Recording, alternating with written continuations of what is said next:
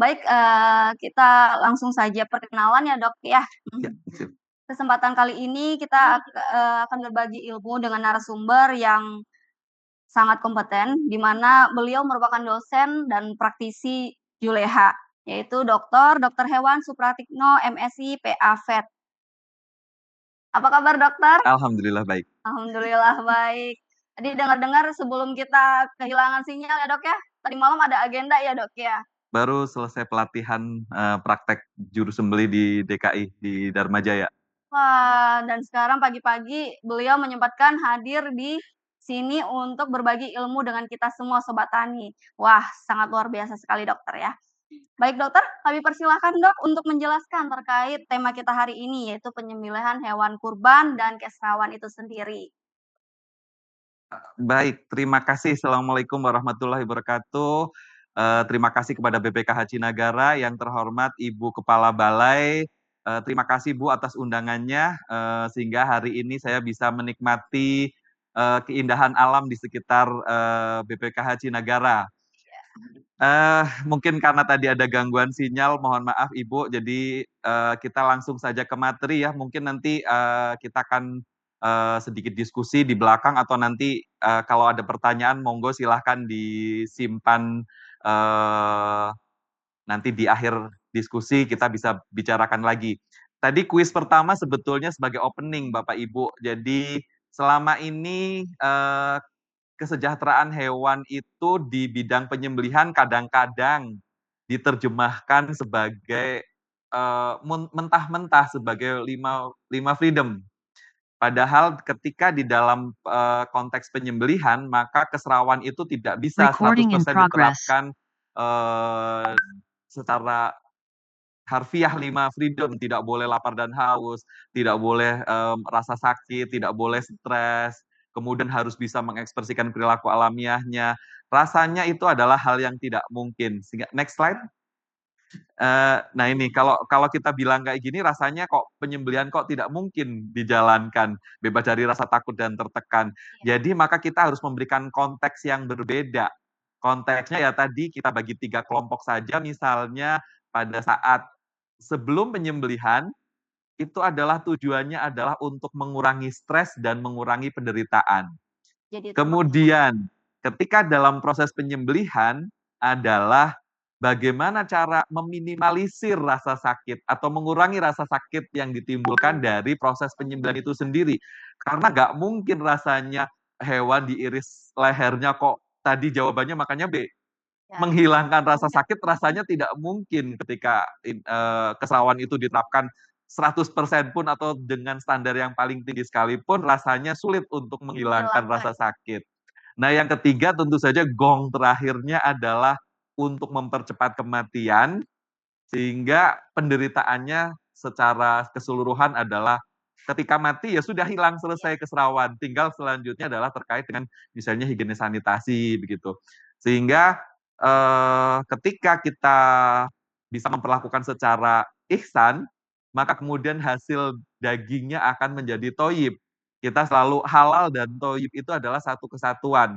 Tapi kalau dalam konteks kesejahteraan hewan, maka halal dan toyib itu diikuti dengan ihsan. Jadi harus dibarengi dengan ihsan. Mungkin next slide. Nah ini sebagai contoh Bapak Ibu, misalnya bebas dari rasa lapar dan haus. Kalau di peternakan iya, nggak boleh lapar, nggak boleh haus. Tapi justru ketika kita di penyembelihan, ada konteks yang harus dipertimbangkan, misalnya. Loh katanya nggak boleh lapar dan haus, maka sapi mau dipotong, kambing mau dipotong, dikasih makan sebanyak-banyaknya. Justru kalau kayak gitu, mudorotnya jadi lebih banyak. Ketika lambungnya lebih penuh, maka ketika dipotong kemungkinannya akan resiko muntahnya tinggi. Ya. Ketika dia muntah, maka muntahannya kena ke luka sayatan, itu menimbulkan rasa sakit. Kemudian ada bakteri di situ, maka akan mencemari dagingnya.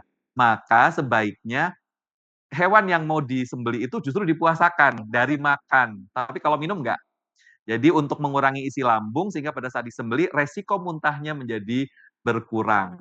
Tapi puasanya nggak boleh lama-lama, karena kalau puasanya sampai kelaparan, itu dia hewannya menderita. Lapar boleh, tapi tidak boleh sampai kelaparan. Prinsipnya itu. Kira-kira puasanya adalah sekitar 12 jam. Kemudian ini bebas dari rasa tidak nyaman. Kita harus tahu dulu hewan itu tidak nyamannya kalau diapain.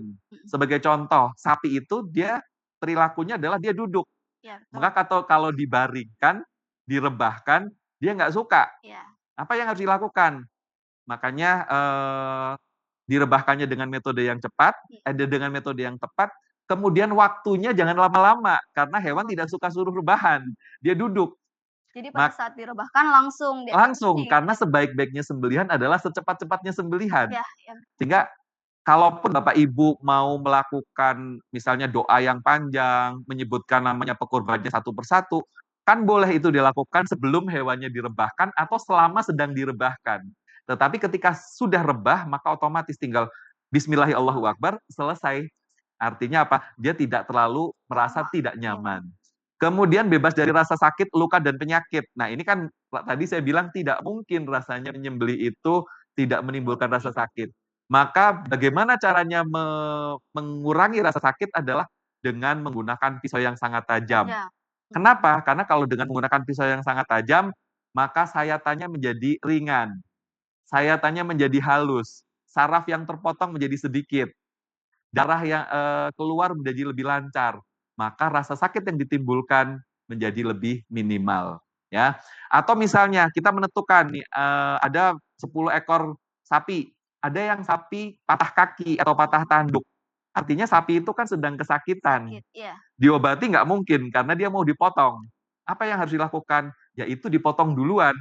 Karena kalau sudah dipotong, sudah mati, yang luka tadi, luka terbuka, maka tidak bisa merasakan sakit lagi. Tidak terlalu lama dia merasakan sakitnya. Ya, kalau pada saat itu tiba-tiba sapi tersebut ada sakit gitu. Iya, jadi gini, sakit luka terbuka, itu asalkan sakitnya itu tidak mengurangi jumlah daging, misalnya patah tanduk kan tanduk tidak ada dagingnya, maka itu masih bisa masih memenuhi syarat sebagai hewan kurban, dan karena dia sedang kesakitan merasakan tanduknya patah, supaya dia tidak merasakan sakit lagi, ya udah simpel saja, potong aja dulu begitu. Nah, udah selesai, artinya ketika dia sudah mati, maka penderitaannya menjadi hilang, rasa sakitnya menjadi hilang. Next slide mungkin contoh lagi, misalnya ini, bebas dari rasa takut dan tertekan. Nah ini misalnya, hewan tidak suka melihat temannya sedang dipisahkan kepalanya sebetulnya. Sehingga area penyembelihan sebaiknya ditutup. Tidak dilihat oleh hewan lain yang masih hidup. Yang kedua, hewan tidak suka dengan suara frekuensi tinggi. Sehingga kita tidak boleh mengasah pisau di dekat hewan yang kita potong. Kenapa? Karena dia takut dengan bunyi frekuensi tinggi. Kemudian hewan tidak suka dengan warna-warna gelombang panjang. Ya, walaupun dia dikromatik. Ya, dia kromatik, dia hanya bisa membedakan, dia buta warna, tapi dia bisa membedakan warna gelombang panjang sama warna gelombang pendek. Supaya dia tidak ketakutan atau tidak nyaman dengan melihat benda-benda yang berwarna gelombang panjang, maka seragam atau warna-warna panitia kurbannya itu jangan menggunakan kaos yang berwarna cerah, misalnya merah, oranye gitu loh. Jadi gunakan warna-warna netral seperti hijau, abu-abu begitu, sehingga tidak mengganggu penglihatan si hewannya tadi. Nah, kemudian untuk mengekspresikan perilaku alamiahnya, rasanya susah juga. Hewan lagi dikandangin, mau disembelih nanti kok suruh bisa mengekspresikan perilaku alamiahnya. Tapi ada satu, bahwa hewan tidak suka sendirian. Jadi dia harus dikandangkan dalam kelompoknya. Dan ketika dia dibawa ke areal penyembelihan, kan berarti sendiri kan tadi ya, maka jangan lama-lama suruh nunggu. Hewannya ketika dibawa ke tempat penyembelihan itu, ketika semuanya sudah siap, jadi begitu masuk ke areal penyembelihan, langsung direbahkan, langsung dipotong, selesailah sudah. Jadi hewan tidak dibiarkan lama-lama sendirian di areal penyembelihan. Kira-kira terkait dengan 5 freedom itu, tidak boleh diterapkan atau diterima secara mentah-mentah, tetapi harus disesuaikan dengan konteks penyembelihan, karena tadi prinsipnya adalah mengurangi stres atau mengurangi penderitaan, mengurangi rasa sakit, dan mempersingkat untuk mempercepat kematiannya. Jadi kira-kira begitu. Kemudian next slide mungkin. Nah ini, ketika kita mau motong, maka kita harus mempersiapkan, klik lagi Mas, 3 komponen penyembelihan. Kita harus mempersiapkan lingkungannya, karena biasanya kan ini termasuk penyembelihan darurat. kurban itu termasuk penyembelihan darurat karena di dalam aturan, eee, hewan yang dipotong yang dagingnya akan diedarkan ke masyarakat, itu harus dipotongnya di RPH. Tapi ketika, kapasitas pemotongan semua orang motong kurban, Iya, RPH kapasitasnya sedikit, maka diizinkan dipotong di luar dari RPH. RPH. Ya, gitu. Jadi tapi karena di tempat pemotongan sementara atau di luar RPH tadi, bukan tempat yang didesain untuk memotong, maka harus Siapkan. dipersiapkan. Artinya tadi, lokasi penurunan ternak. Ternak itu nggak bisa loncat, jadi minimal diberikan tanggul atau guludan untuk dia turun dari truk, kemudian, tadi kita nggak boleh mencemari lingkungan, maka dari jauh-jauh hari ini masih ada 2 bulan, siapkan tempat menampung limbah, Untuk siapkan saluran darah. ya betul. Kenapa? Di areal penyembelihan nggak boleh ada darah menggenang di situ. Karena apa? Di dalam darah ada hormon, hormon stres dari hewan yang sebelumnya. Maka ketika hewan sudah disembelih, darah harus segera dibilas, segera dialirkan ke tempat penampungan supaya sapi berikutnya atau hewan berikutnya datang nggak mencium aroma darah, aroma stres dari hewan sebelumnya. Oh, semisal Iya, dia ya akan membuat stres ketika dia datang ke tempat penyembelihan, lokasinya penuh dengan genangan darah. Kemudian dipersiapkan ini mungkin terkait dengan higienis sanitasi, persiapan penggantung karkas, pencacah karkas, penyimpanan karkas dan sebagainya. Nah, pembagian tugas itu penting, ya, penting sekali untuk pembagian tugas. Siapa yang akan bertugas menjadi penyembelih? Siapa yang akan bertugas, merebahkan, iya, ya? Siapa yang akan, memotong. tempat atau tahap mana yang paling membutuhkan membutuhkan banyak orang? Iya, Jadi jangan sampai hewan udah dipotong semuanya, tapi nggak ada yang nguliti, nggak ada yang ngeluarin jeroan. Nanti busuk, iya, menjadi jadi bau gitu kualitas loh. lebih Jadi maka nanti, apa namanya, tim panitia kurban itu harus menentukan dan sesuai dengan proporsi pekerjaannya.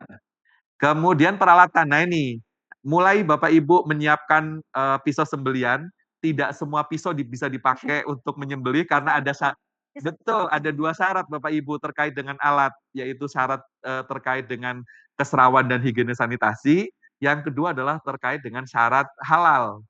Karena pisau yang terbuat dari kuku tulang tanduk dan gigi, atau gagangnya tulang tanduk dan gigi, itu tidak boleh secara syariat dipakai untuk menyembelih. Yang kedua, harus bebas karat, harus tajam supaya tadi bisa mengurangi rasa sakit. Kemudian kalau bisa bersih, ya, tidak berkarat, gagangnya tidak berpori. Iya. Itu terkait dengan aspek Kesmafet begitu. Jadi dari sekarang sudah harus mulai dipersiapkan. Oke, Dok, Eh, sebelum kita lanjut nih, Dok, ya. terkait tentang sayatan tadi nih. Hmm. Berarti itu tuh kita kalau menyembelih hewan kurban, Dok, harus satu sayatan kah atau boleh lebih? Sebetulnya, kalau secara aturan itu secara yang paling baiknya, ya, secara yang paling baik adalah memang sekaligus sih sebetulnya, sekaligus. Tetapi terkait dengan misalnya sapinya sangat besar, kulitnya sangat tebal, sebetulnya, masih bisa diterima beberapa kali sayatan asalkan pisau tidak diangkat. Oh, begitu. Jadi harus tetap di bawah Iya, seperti itu tetap ya? menempel di luka sayatannya. Namun ada sedikit konteks berbeda, misalnya Bapak Ibu pernah mendengar, "Oh, maksimal 3 kali sayatan." Iya. Itu sebetulnya tidak ada hubungannya dengan, halal haram, Oh, tapi gitu. hubungannya adalah bahwa ketika juru sembelih itu diwajibkan 1 sampai maksimal 3 kali sayatan, itu kalau Muserkom, mau sertifikasi kompetensi. Kalau juru sembelih nyembelihnya masih lebih dari 3 kali sayatan, ya belum bisa dikatakan dia profesional gitu loh. Jadi, seperti itu. Jadi supaya bisa menyayat sekaligus, maka dia harus berlatih, harus kompeten gitu loh. Pisaunya juga harus Pisaunya harus tajam sesuai dengan spek. Nyembelih sapi nggak mungkin pakai pisau 10 senti misalnya, tapi nyembelih ayam nggak boleh pakai pisau 30 senti, nanti lehernya putus begitu. Kira-kira begitu. seperti Ya. itu Sobat Tanil. Silakan lanjut, Dok. Baik, selanjutnya Pak. Oke, lanjut lagi kelihatannya nih. Oke. Nah ini, untuk menjadi 4 pilar penyembelihan itu ada 4 yang utama. Yang pertama, hewannya. Hewannya harus hewan halal. Hewannya harus hidup. Kalau untuk kurban berarti ada syarat khusus. Iya, Harus sehat, tidak cacat. Cacat di sini adalah cacat yang mengurangi jumlah daging, yang nggak boleh. Eee, Kemudian apalagi, harus umurnya cukup, musinah, ganti gigi, gitu loh, gemuk, itu ada 4 khusus untuk hewan kurban. Ya, kemudian syarat yang kedua adalah penyembelihnya. Penyembelihnya adalah muslim, dewasa, sehat jasmani dan rohani, punya kompetensi, minimal pernah pelatihan lah berbasis SKKNI. Karena sekarang sudah ada SKKNI yang mengatur atau yang menjadi syarat untuk menjadi seorang juru sembelih. Kemudian alatnya tadi, alatnya harus tajam, bersih, tidak mengandung unsur tulang dan kuku dan tanduk. Kemudian prosesnya sendiri adalah tadi untuk menjadi halal harus memotong 3 saluran, saluran makanan, saluran nafas, dan arteri pembuluh darah. Jadi ada 3 Ya, saluran. betul. Ini terkait dengan kehalalannya, kalau terpotong sempurna menjadi halal, kalau pembuluh darah, kalau ada yang tidak terpotong, beda lagi nanti ceritanya. Mana yang belum terpotong itu beda-beda antar mazhab. Tetapi bahwa ketika terpotong sempurna, darah keluar cepat, maka dia akan cepat mati, cepat selesai penderitaannya. Kalau darahnya keluarnya lancar, maka sedikit darah tertinggal di dalam daging, maka dagingnya menjadi lebih berkualitas, tidak mudah busuk dan itu masuk juga ke kualitas masuk ke daging ya. toyiban gitu loh. Halal dan toyib itu tadi. Iya. Ya, betul. Selanjutnya, Pak. Nah ini konteks kesejahteraan hewan tadi. Penanganan ini yang kuis tadi, Pak. Iya. Penanganan sebelum penyembelihan itu tujuannya adalah mengurangi stres.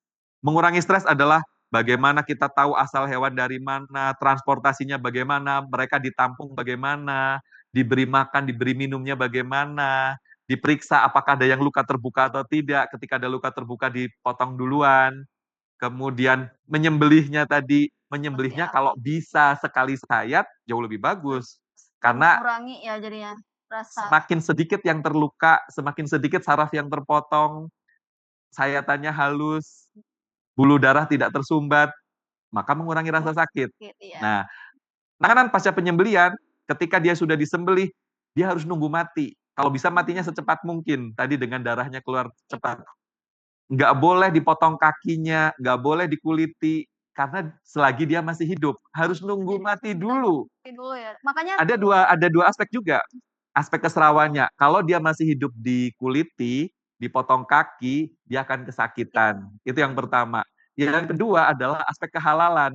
Hewan yang masih hidup, yang diambil bagian tubuh yang diambil dari hewan yang masih hidup itu hukumnya haram. Itu yang pertama. Yang kedua, hewan harus mati karena sembeliannya, bukan karena sebab lain. betul.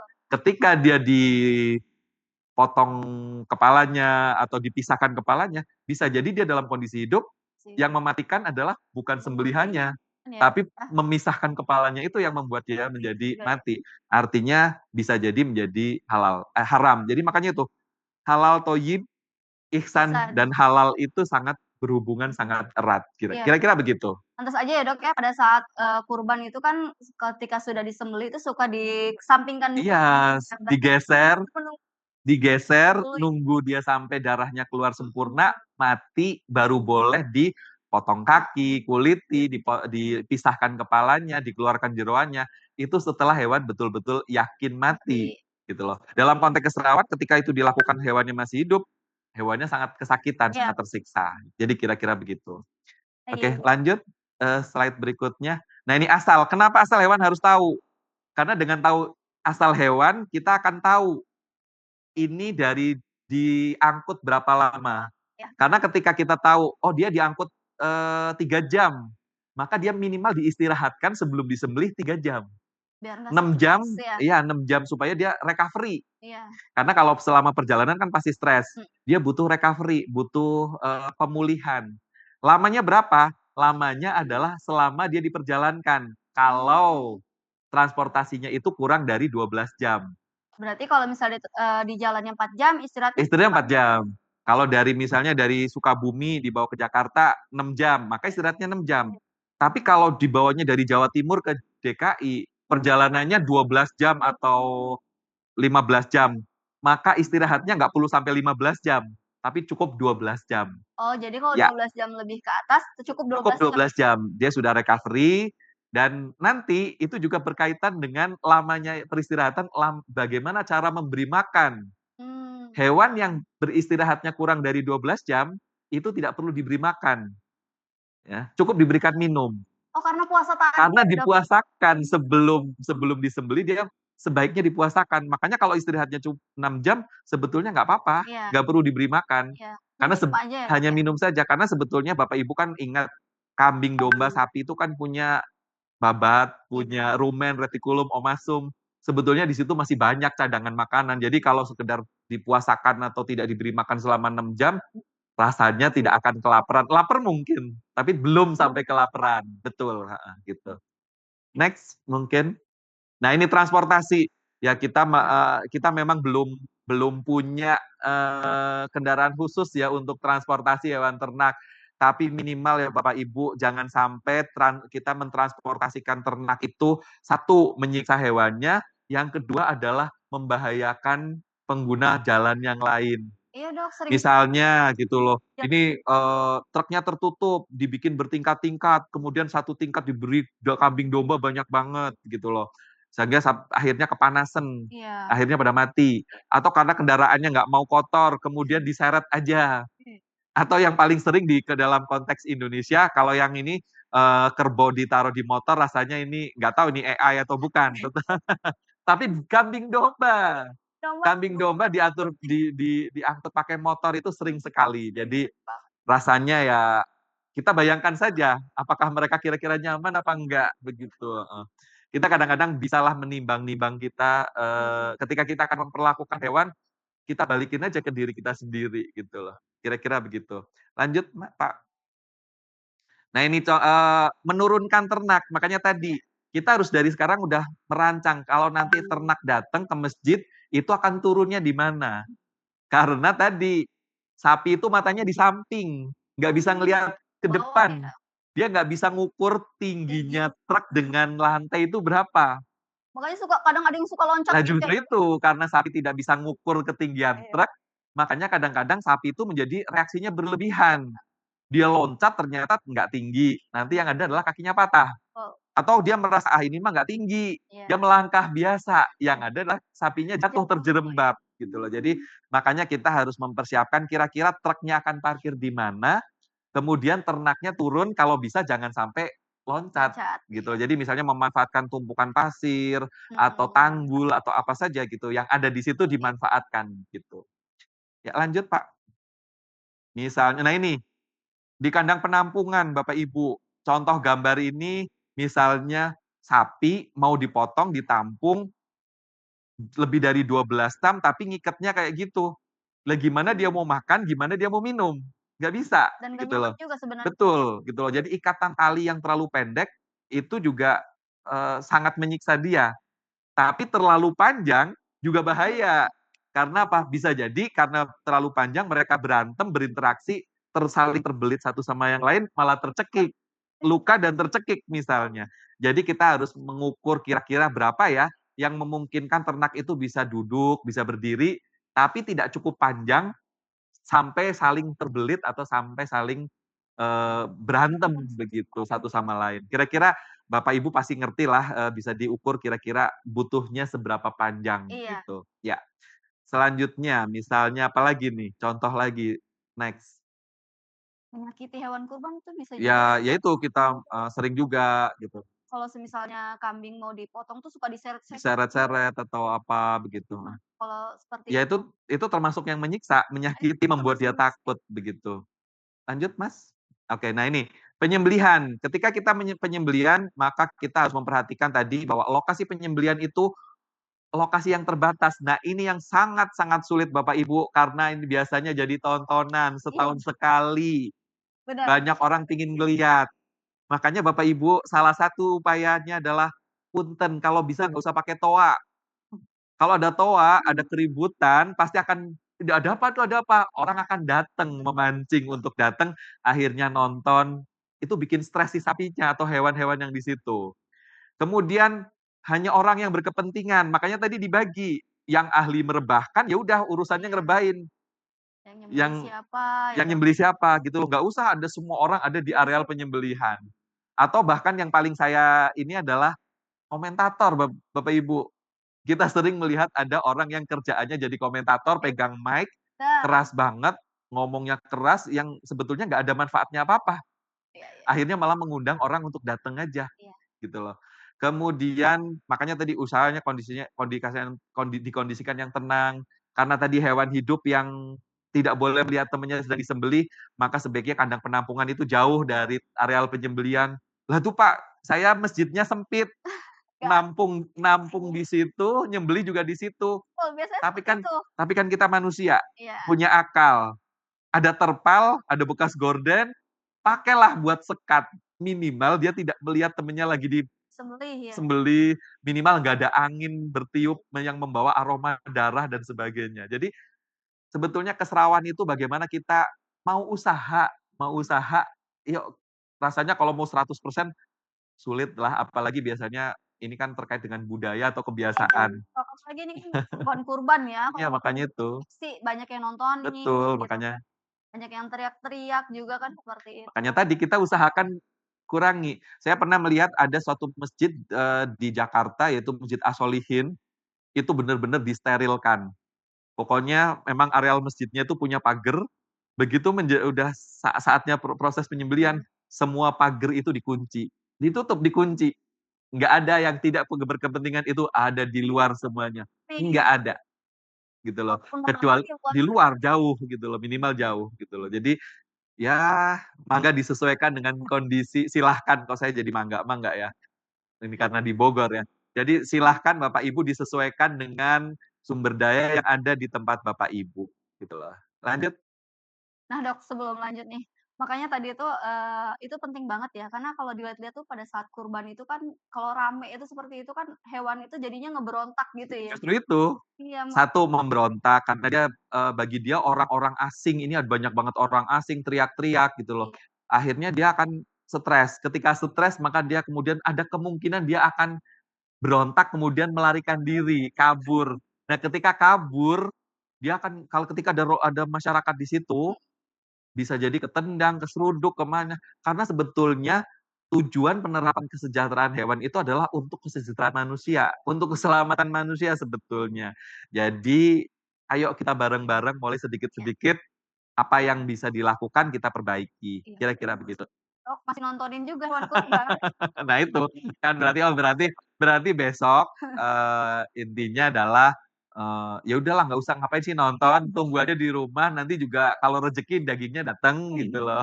Penasaran aja sih Dok sebenarnya. Nah itu kan gitu loh, tapi kan tidak tahu bahwa kedatangan Mbak ini bikin sapinya stres begitu. Oh berarti next bulan depan saya nggak datang. Baik lanjut. Nah ini sebentar, ini mungkin terkait nah ini lokasi penampungan dan lokasi penyembelihan itu ada di lokasi yang berdekatan. Nah bisa diakalin kan Pakai pakai terpal, pakai terpal begitu. Lanjut. ditutupi. Nah ini sebetulnya di Kementan ada beberapa pedoman ya, ini silahkan diambil di Kementan, diakses, itu ada bagaimana, oh ini lokasi penyembelihan untuk kambing domba, ini lokasi penyembelihan untuk, ruminan sapi gitu. Lanjut. Nah ini contohnya sebelah untuk, penyembelihan, sebelahnya dipakai buat untuk pengulitan dan pengeluaran jeroan, kemudian kalau ada cradle, jadi apa, hewannya tidak ditangani di lantai gitu, sehingga dagingnya menjadi lebih bersih. Lanjut. Nah ini contoh ini adalah, ini disembelih di lubang ini. Mhm, Ada ini kalau nggak salah di Tangerang Selatan. Sapinya disembelih di sini sehingga darah langsung masuk ke dalam saluran, habis itu Bapak Ibu lihat itu ada biru-biru kecil itu adalah iya. keran. Oh jadi langsung Jadi masuk ya? begitu ada darah yang sisa-sisa darah di situ, langsung kerannya dibuka, langsung darahnya Masuk pergi ya? mengalir ke tempat penampungan. Jadi sapi berikutnya datang ke situ, di situ nggak ada lagi genangan darah, gitu loh. Jadi itu adalah suatu hal yang sederhana tapi ya cukup cukup penting untuk dilakukan. Lanjut. Nah ini tadi peristirahatan ya Bapak Ibu, intinya, supaya pengistirahatan itu dilakukan untuk memulihkan kondisi stres selama dia di perjalanan. Untuk memberi waktu dia sempat minum. Minum menjadi penting banget terkait dengan kesejahteraan hewan. Karena apa? Darah nggak boleh kental. Karena kalau dia kurang minum, darahnya Darahnya kental, dipotong, mampet. iya, Kalau mampet, dia nggak mati-mati. iya, Kalau nggak mati-mati, penderitanya lebih lama. Kalau nggak sabar, hewan belum mati, ini lama banget nggak mati-mati, ya udahlah dipotong aja, dipisahin kepalanya. Lebih-lebih parah lagi, iya. Jadi menjadi tidak halal karena hewan matinya bukan karena sembelihannya, tapi karena dipisahkan kepalanya, gitu. Jadi penting sekali untuk pengistirahatan supaya hewan itu kembali bugar, sempat puasa atau sempat minum minimal ya, supaya darahnya encer sehingga pada saat disembelih aliran darahnya menjadi lebih lancar gitu. Ya lanjut Mas. Nah ini, karena hewan nggak boleh disembelih dalam kondisi stres. Iya, Dalam kondisi stres, dia pakai glikogen. Jadi dia, supaya cepat dia energinya pulih, maka dia menggunakan glikogen yang ada. Glikogen dipecah untuk menghasilkan glukosa. Tapi dalam kondisi anaerob, dia nggak ada terbatas udara, maka dia hanya glukosanya dikit, iya. tapi justru yang, numpuk adalah asam laktat. Nanti kalau stresnya akut, asam laktat datang terlalu cepat, jadinya dagingnya lembek, pucet, berair. Oh, jadi itu yang Ya, menyebabkan daging yang tidak PSE tadi. Tapi sebaliknya, hewan stres dari perjalanan, ditampung, kemudian tanpa istirahat langsung dipotong, glikogennya habis. Nggak ada oh, lagi kebalikannya, glikogen habis, maka produksi asam laktat rendah atau ada nggak ada. Padahal asam laktat diperlukan perlukan. untuk membuat daging itu menjadi perubahan otot menjadi daging. Karena dengan adanya asam laktat, pH akan turun. Tapi pH asam laktatnya nggak boleh datang cepet-cepet, secara bertahap nanti. Setelah 3 jam, 4 jam, 5 jam, 6 jam, asam laktatnya ada, pH-nya turun. Setelah pH-nya turun, terutama kalau ada kasus PMK. PMK. Karena kalau pH-nya turun, virus PMK-nya mati. Kalau pH-nya turun sampai pH ultimate, maka dagingnya kan menjadi lebih empuk. Jadi penurunan pH itu penting, tapi penurunan pH tidak boleh terlalu cepat. Cepat, iya. Kalau terlalu cepat dagingnya menjadi lembek, pucat, berair. Tapi kalau stresnya kepanjangan, Iya, berarti glikogennya sudah habis, lama gitu ya, Dok? kronis lah istilahnya, stresnya kronis terlalu lama, maka glikogennya habis, asam laktat nggak ada atau Mhm. rendah. Yang ada adalah dagingnya Bening. alot, gelap, Oh, dan kering. Jadi kayak kayak sendal jepit, sepo, nggak enak gitu loh. Jadi dua hal yang sama-sama nggak bagus gitu mhm. loh. Gitu kira-kira. Lanjut. Nah ini merebahkan hewan. Nah, Bapak Ibu silahkan, ini penting ya Bapak Ibu untuk dipelajari bahwa tidak semua metode perebahan itu bisa dipakai di semua sapi. Mmm, Contohnya Rope Barley. Rope Barley itu hanya dipakai pada sapi-sapi yang badannya gilik dan sapi-sapi yang sudah biasa dipegang orang. oh, Sapi Sumbawa Ongol meskipun badannya gilik kayak tidak ongol, terbiasa. tapi dia tidak pernah ketemu orang Iya, dan tidak pernah kesenggol tali, ya nggak bisa dipakai Rope Barley. Atau sapi Bali yang punggungnya lancip nanti tinggi, gitu ya, Dok, ya? ke atas, itu nggak bisa yang sininya tinggi, sapi Bali kan ini tinggi, heeh, betul, bukan punuk yang ini, sepanjang sini, itu kalau dipasang tali Rope Barley, sarafnya nggak kejepit, karena keganjel sama punggung yang tinggi, maka Rope Barley tidak efektif pada sapi Bali. Jadi tergantung Tergantung dari kondisi hewannya, tergantung dari dia kontak dengan kondisi manusia atau tidak atau ya? tidak.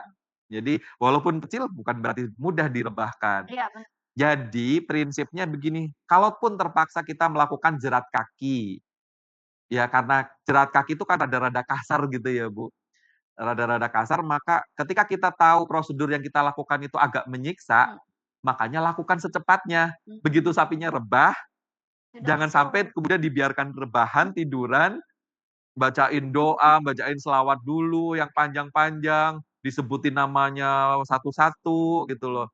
Kan itu jadi memperlama proses. Okelah silahkan monggo hak Bapak Ibu untuk berdoa panjang, untuk menyebutkan nama perkubannya satu-satu. Tapi lakukanlah sebelum sebelum hewannya rebah gitu loh. Padahal karena sebetulnya itu kan budaya saja Bapak Ibu. Karena Gusti Allah itu Maha segalanya. Kalaupun tidak disebutkan namanya pekurbannya satu-satu, kalau memang kita kurbannya sempurna, gede, bagus, insya Allah pahalanya tetap nggak akan keliru dengan orang yang kurbannya iya, sapi kurus, nggak akan keliru gitu loh. Jadi sebetulnya itu adalah ya semacam ritual saja sebetulnya, ritual yang tidak tidak terlalu esensial. Jadi tapi kalau Bapak Ibu mau melakukan itu ya monggo saja, boleh-boleh saja, tapi tadi lakukan sebelum hewannya Direbahkan. direbahkan, gitu. Dok, idealnya berapa orang Dok kalau untuk merebahkan Tergantung sapi? ya, tergantung keterampilan, makanya Bapak Ibu silahkan, sekarang YouTube banyak banget Iya, gitu, silahkan kira-kira metode mana yang ini, kalau orang yang sudah ahli, 3 4 orang udah cukup, cukup ya? selama ini gitu loh. Tapi ya gitu gini, Sapinya gede baru ada kasus gini, merebahkannya banyak banget orang, yang megangin kepala banyak banget orang, sehingga orang itu tidak fokus megangin kepalanya, cuma sekedar naruh tangan di kepala. jadi nggak kenceng ya Dok ya? Ketika sudah mulai disembelih, sapinya merasa sakit, akhirnya dia nekuk Iya, lehernya, pisaunya kejepit, malah percuma dipegang banyak orang. Akan lebih baik kalau dipegangin cuma 2 orang, tapi lebih yang ngerti efektif ya? tekniknya, dan dia benar-benar mengeluarkan tenaga yang full, kepalanya lebih terfiksasi, Iya, lebih lebih mantep, mhm. kepalanya lebih stabil, daripada dipegangannya oleh 7 orang, boro-boro mau kuat. Lah wong umpel-umpelan gini ya paling sekedar tangannya nempel aja gitu loh. Jadi Kang gitu kan? ya itulah gitu loh, makanya nanti panitia itu, ya tadi, bagaimana memberikan pengertian kepada masyarakat bahwa yang nanganin hewan hidup adalah orang yang kompeten, orang yang ngerti Betul. tekniknya. Kalau nyembelih kambing bahkan kalau saya ya, saya pribadi kalau nyembelih kambing yang ukurannya belum sampai 70 kilo ke atas, saya nggak perlu orang, saya Cukup sendirian, sendiri Dok ya? direbahkan dengan teknik tertentu, disembelih, insya Allah bisa Bisa. sendirian gitu loh, tapi ya tadi perlu berlatih gitu loh. Lanjut. Nah ini sebelum kita nanganin sapi, kita harus tahu perilaku sapi. Sapi itu hewan sosial, maka nggak boleh dia Lama-lama lama-lama sendiri. sendirian. Kalau dibiarkan lama-lama sendirian, dia stres. Jenis sapi mempengaruhi perilaku. Jangan sampai kita samakan sapi Bali, sapi Limosin, sapi Simental, sapi Sumbawa Ongol dianggap sama. Beda jauh. Sapi Simental, Limosin, sapi perah yang sudah biasa dipegang-pegang, yang dikandangin, yang diumbar, itu beda. Sapi yang dikandangin lebih enak dipegang daripada sapi umbaran, gitu ya. Jadi kemudian sapi mengenali handlernya yang baik. Jadi kalau Bapak Ibu datang sehari sebelum dipotong, Bapak Ibu nyiksa, Mmm, dipukulin. Besok pada saat mau nyembelih, dia inget Bapak ya? belum dia inget, dia belum baru ngelihat Bapak aja, "Nih Iya. orang kemarin yang mukulin saya," dia udah stres duluan ngelihat Bapak, begitu. Jadi, ini. Nah ini, mungkin katanya ada kuis di tengah-tengah ya? Iya, Oh ada kuis, nah ini. kita sebelum ini Dok, Ini ada, kita harus mengenali indera sapi, atau indera hewan lah, iya. yang namanya sensory modalities. Oke, Sapi itu mau mencium dengan baik. Makanya saya bilang, kalau berani jangan takut-takut, kalau takut jangan berani-berani. Kalau kita takut, kita stres, iya. hormon stres kita keluar, sapi yang akan kita tangani dia tahu bahwa kita stres, maka dia akan berani sama kita. Yang kedua, penglihatan. Dia tidak bisa melihat fokus terhadap gerakan. Dia ngelihat gerakan aja. Kalau ada gerakan dianggap bahaya. Kemudian dia peka terhadap warna gelombang panjang. Tadi itu ya kita Makanya jangan pakai seragam merah, oranye gitu ya. Yang terakhir adalah pendengaran. Pendengaran yang baik, dia punya pendengaran yang baik, dia sensitif terhadap frekuensi tinggi. Nah, sekarang kuisnya. ada kuis. Ini Dok, Kuisnya saya aja kali ya. Oke. Kuisnya Bapak Ibu. Saya yakin Bapak Ibu itu tahu, dan setiap ulama itu pasti selalu bilang bahwa kita dilarang mengasah pisau di dekat hewan yang akan kita potong. Nah, ini kira-kira berhubungan dengan indera apa? ya, Ada 3 pilihannya berarti. yang Penciumankah, penglihatankah, atau pendengaran? ayo Bapak Ibu, Silahkan Bapak Ibu, raise hand. iya, sudah adakah yang raise hand? Ada. Oke, atas nama oke, Hmm. sebentar ya Bapak Ibu. Jangan lupa ya, untuk password-nya, Kurban Sehat, Kesrawan, Aman.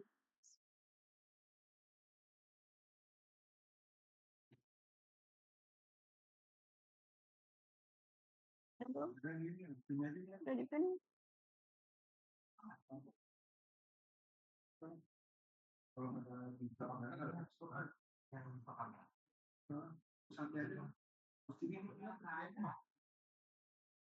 Yuk, ada Ibu Agustini, Ibu. Halo Ibu, sudah terdengar suaranya? Ibu di-unmute, Bu. Iya, Bu, di-unmute dulu, Bu.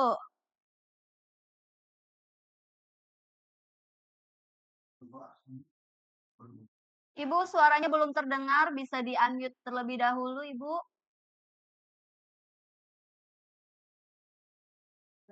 Apa Ibu? Ibu Halo? Iya, halo. Ibu Kedengeran Agustini? nggak? langsung jawaban aja nggak usah Halo? waktunya. Bu, dari mana, Ya, Ibu? halo. Dari Tangerang, Ibu. Oh, dari Tangerang. Baik, Ibu, jawabannya apa, Ibu? Jawabannya itu berhubungan dengan indera pendengaran. Gimana, Dok? Iya, betul, Ibu. Nah,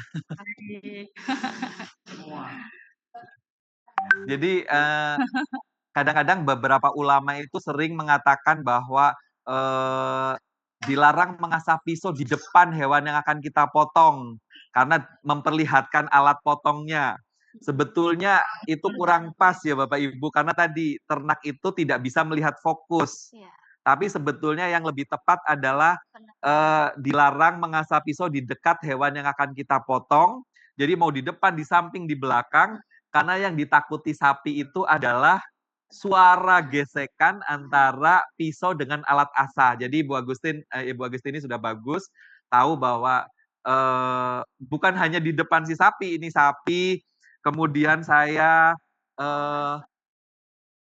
begini, sapi, ini pisau, ini asahan. Apakah kemudian sapinya takut dengan pisau dan asahan? Itu bukan.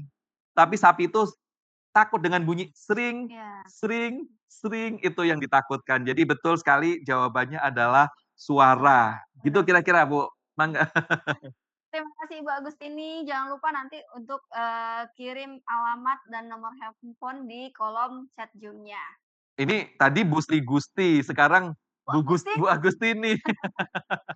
Padahal bukan bulan Agustus nih. Benar, Dok. Oke, mungkin PowerPoint-nya lagi Kita lanjut ya, Sobat ya. Tani. Baik, Bapak Ibu, tadi udah terkait dengan ini, berikutnya mungkin slide berikutnya. Nah, ini Bapak Ibu harus tahu bahwa sapi itu ngelihat ke depannya itu sempit. Iya. Yang dilihat itu dia pandangannya tuh luas ke samping. Nah, tadi matanya di Nah, samping. matanya ada di samping. Makanya tadi kemudian dia tidak melihat apa yang ada di belakangnya dia. Jadi ini penting untuk keselamatan Bapak Ibu. Ketika Bapak Ibu mau ngikat kaki sapi, Bapak Ibu jangan dari arah belakang Bapak Ibu. Karena kalau dari arah belakang, dia tidak melihat Bapak Ibu, dia kaget dengan adanya Bapak Ibu, maka dia akan nendang. Demikian pula terutama ketika kita mau ngikat kaki belakang. Jangan sampai kita menunduk dari arah belakang, menghadap ke depan. Itu sama saja menyerahkan diri, menyerahkan kepala, menyerahkan badan untuk ditendang sapi. Nah, jadi ketika kita sedang mengikat kaki belakang, kita menghadap dari samping, tapi kita ngadep ke belakang. Jadi kita bisa melihat, karena kita harus tahu kebiasaan sapi itu nendangnya. Jadi sapi memang macam-macam Bapak Ibu, tapi umumnya sekitar 70% sapi bisa nendang ke, atau 100% sapi bisa nendang ke samping. Sedikit sapi bisa menendang ke belakang gitu loh. Jadi tapi ke samping dan ke belakang gitu loh. Jadi kita harus menghindari mendekati sapi dari arah samping belakang. Walaupun kita mau ngikat kaki belakang, tapi harusnya dari arah depan kita menghadap ke belakang.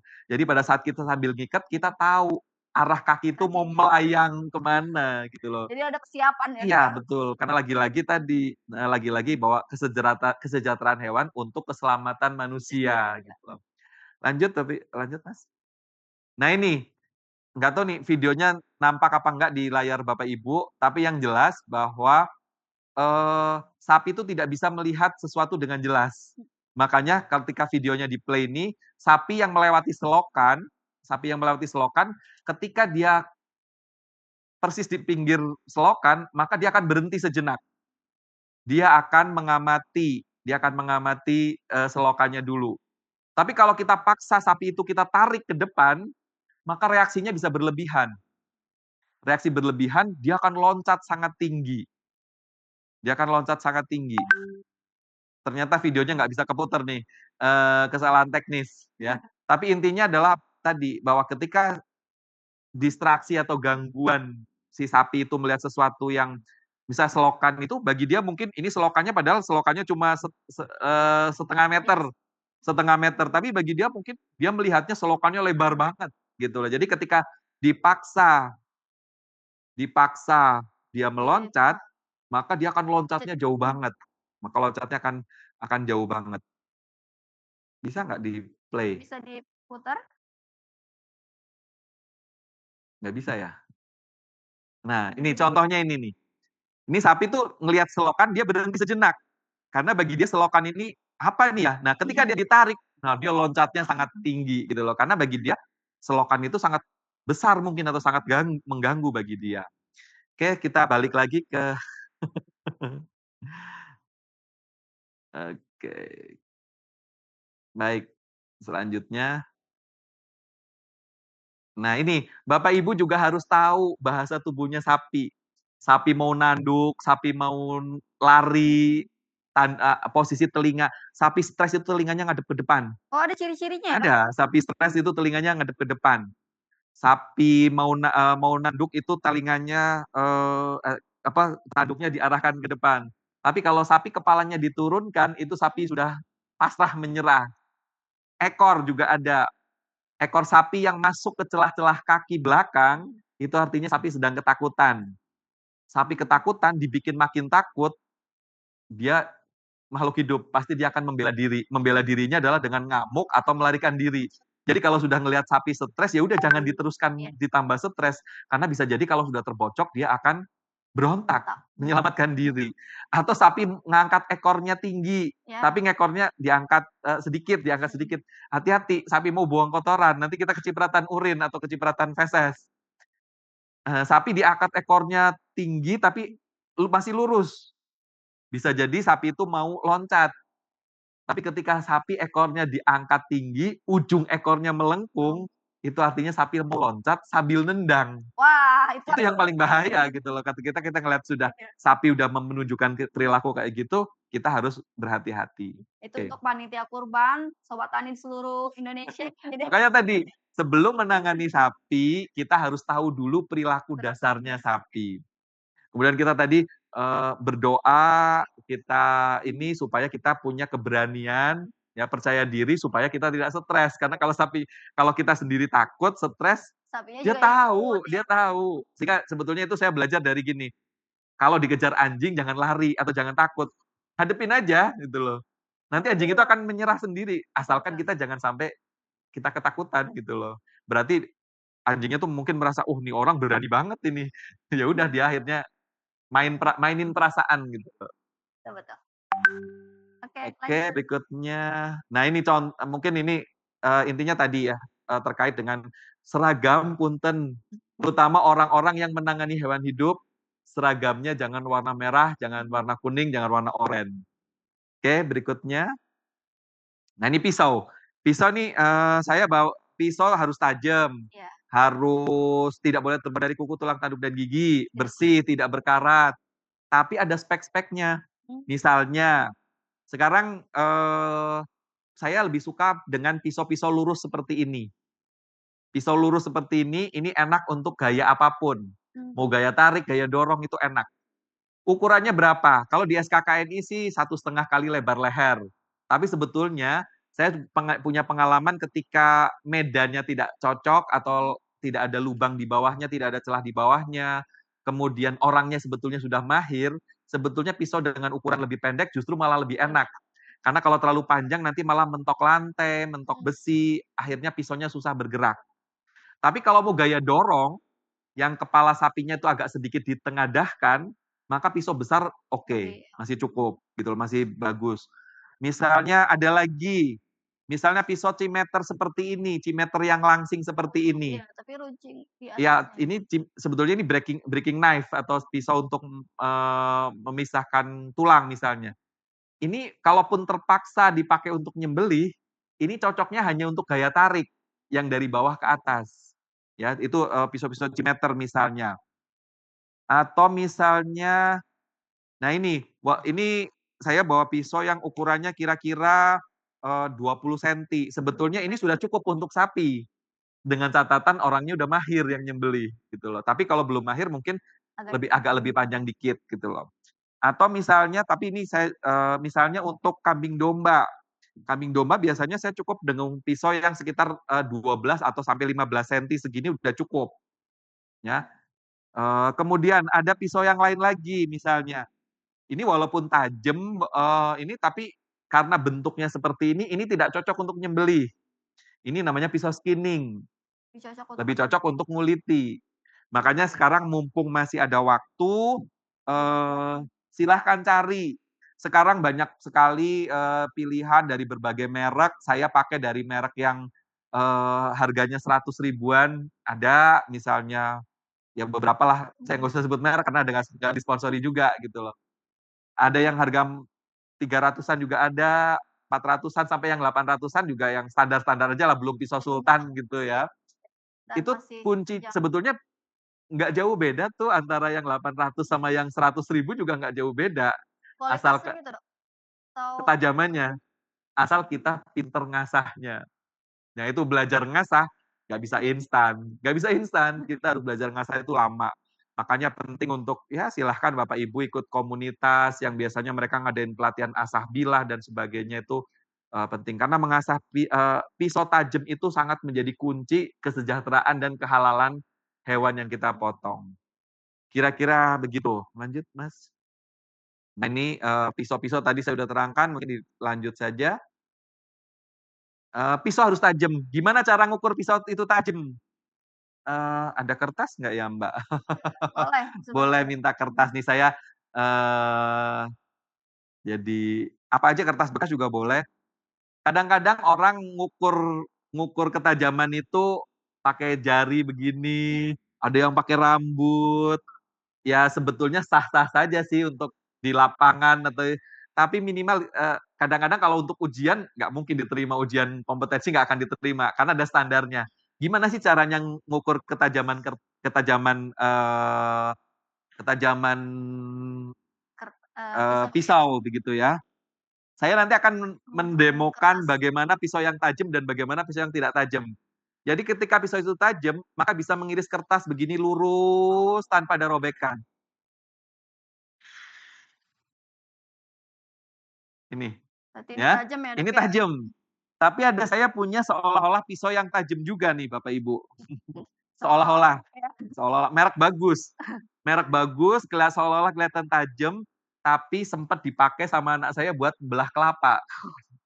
Jadi sedikit, saya nggak rekayasa, berhenti, Oh, saya ada paksa, ya. berhenti lagi. Nah, tapi ternyata Ada. ujungnya tajam. Ini berhenti lagi nih. Nah, ini berarti ada chipping-nya, ada gompelnya. Nah, ini berhenti, Iya. berhenti, berhenti lagi. Nah, ini baru tengah-tengah tajam. Nah, jadi pisau ini tidak bisa dipakai untuk nyembelih karena ketajamannya tidak merata di seluruh mata pisau. Di sini ada gompel-gompelnya, di sini rata, di sini ada Masih gompel-gompelnya lagi. Sehingga saya selalu ketika saya ngelatih juru sembelih, saya harus kadang-kadang ngelawak yang agak sedikit nyerempet-nyerempet. Misalnya, mata pisau ini harus diibaratkan seperti istri kita. Nggak kenapa? boleh orang lain nyentuh-nyentuh, nyenggol-nyenggol.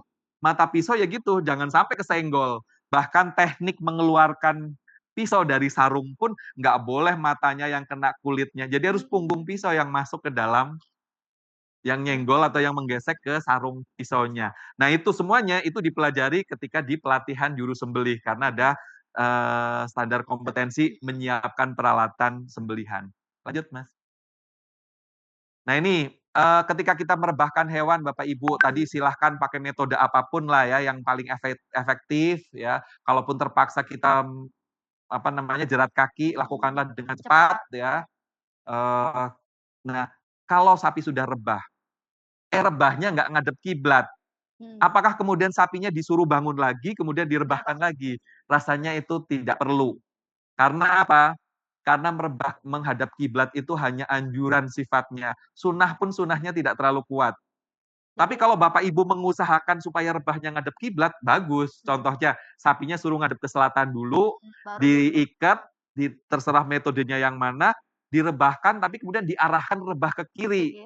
Sehingga otomatis pada saat rebah ya otomatis langsung ngadep kiblat. Itu bagus. Tapi kalau kesulitan ternyata rebahnya sapinya berontak, rebahnya jadi ngadep ke timur. Ya nggak apa-apa, Jadi nggak sembelih perlu aja, nggak perlu dibangunin lagi, suruh bangun lagi kemudian direbahkan lagi. Karena merebahkan untuk yang kedua kali itu jauh lebih sulit. sakit juga kan Atau Dok, ya? setidaknya, atau misalnya digulingkan, diseret hanya demi menghadap kiblat. Bapak Ibu harus ingat lagi bahwa dalil yang paling tinggi dari penyembelihan adalah tenangkanlah hewannya, tajamkanlah pisaunya, percepat prosesnya. Jadi jangan sampai hanya demi menghadap kiblat, sapinya tersiksa, penyembelihannya menjadi sangat lama. Ya, Kasihan hewan. rasanya menghadap kiblat itu derajatnya lebih rendah tapi melanggar Yang aturan harus yang lebih utama. tinggi gitu loh, yang lebih utama. Jadi tapi ini lagi-lagi budaya yang sudah mengakar rumput di masyarakat, perlu perlu sosialisasi, perlu pengertian yang pelan-pelan tapi harus dijelaskan, gitu loh. Jadi Bapak Ibu yang udah ikut di sini, silahkan dijelaskan kepada rekan-rekannya bahwa menghadap kiblat itu adalah bukan kewajiban dan juga tidak menggugurkan status kehalalan atau menjadi haram, itu tidak. Itu yang terkait dengan merebahkan ya, tadi harus dilakukan dengan cepat, siapkan talinya yang cukup, disesuaikan dengan ukuran sapi, sekarang banyak yang jual, ada tali karmantel segala macam, tapi kalau bisa jangan tali plastik yang licin, atau yang kalau sapinya lepas itu melukai justru malah gitu ya. Jadi silahkan dicari tali yang cukup lunak, tapi cukup panjang juga, kira-kira 10 sampai 12 meter untuk yang mengikat badan, kalau yang untuk mengikat kaki sekitar 2-3 meter sebetulnya sudah cukup. Kemudian kalau tali baru, nggak bisa langsung dipakai, Kenapa Dok? kaku, Oh, masih kaku. Jadi silahkan rendam air, habis itu digulung, dipukul-pukulkan ke tiang listrik atau disabet-sabetkan ke pohon kelapa, maka talinya akan menjadi lebih lebih lentur, jadi lebih enak dipakai buat ngikat-ngikat si sapinya. Kira-kira begitu. sampai Lanjut, Mas. seperti tali ya Dok ya? Ya, gitu. Sampai Nah, tadi ada metode rope, ada metode barley, saya nggak usah terangin di sini, Bapak Ibu. Di YouTube silahkan dicari metode merebahkan sapi, itu ada banyak sekali. Ya, silahkan, Mas. Nah, lanjut aja karena videonya juga nggak tayang. Ada metode barley, rope, jerat kaki, atau macam-macam lah silahkan. Atau kalau enggak ya biasanya kalau saya pelatihan biasanya ada yang suka ngerekamin kemudian di-upload di YouTube, cari cari pelatihan saya atau cari YouTube referensinya udah banyak referensi ada banyak lah. Bebas sih nggak harus punyanya saya gitu loh. teknik banget ya. Lanjut. Nah, ini lanjut juga karena nggak lanjut lagi, lanjut lagi. Nah, ini Bapak Ibu, silahkan, kita masuk ke penyembelihan. Jadi tidak semua orang itu bisa nyembelih. Cuman kadang-kadang ya kalau di daerah-daerah itu biasanya ada ulama atau ustadz yang dituakan yang selalu beliau nyembelih. Nggak apa-apa kalau memang beliau bisa. Nggak apa-apa kalau beliau masih cukup bugar, cukup fit ya. Walaupun misalnya sudah sepuh tapi bugar, fit ya monggo-monggo saja. Tapi yang perlu dihindari adalah ketika satu, beliau hanya tahu syariatnya, tapi tidak tahu tekniknya. Jadi kan ada pepatah yang bahwa urusan serahkan pada yang ahlinya. Jadi walaupun beliau ini, tapi beliau tahunya adalah teorinya saja atau syariatnya saja. Secara teknisnya nggak ngerti. Atau mungkin tokoh agamanya sudah terlalu sepuh. Jadi kondisinya sudah tidak memungkinkan lagi karena jujur saja untuk nyembeli itu butuh stamina. Sehingga perlu orang yang masih punya stamina cukup, kemudian apa namanya ya, cukup tahu tekniknya atau punya kompetensi. Di sini untuk pelatihan juru sembelih itu ada 10 unit terkait dengan SKK ini yang baru ya.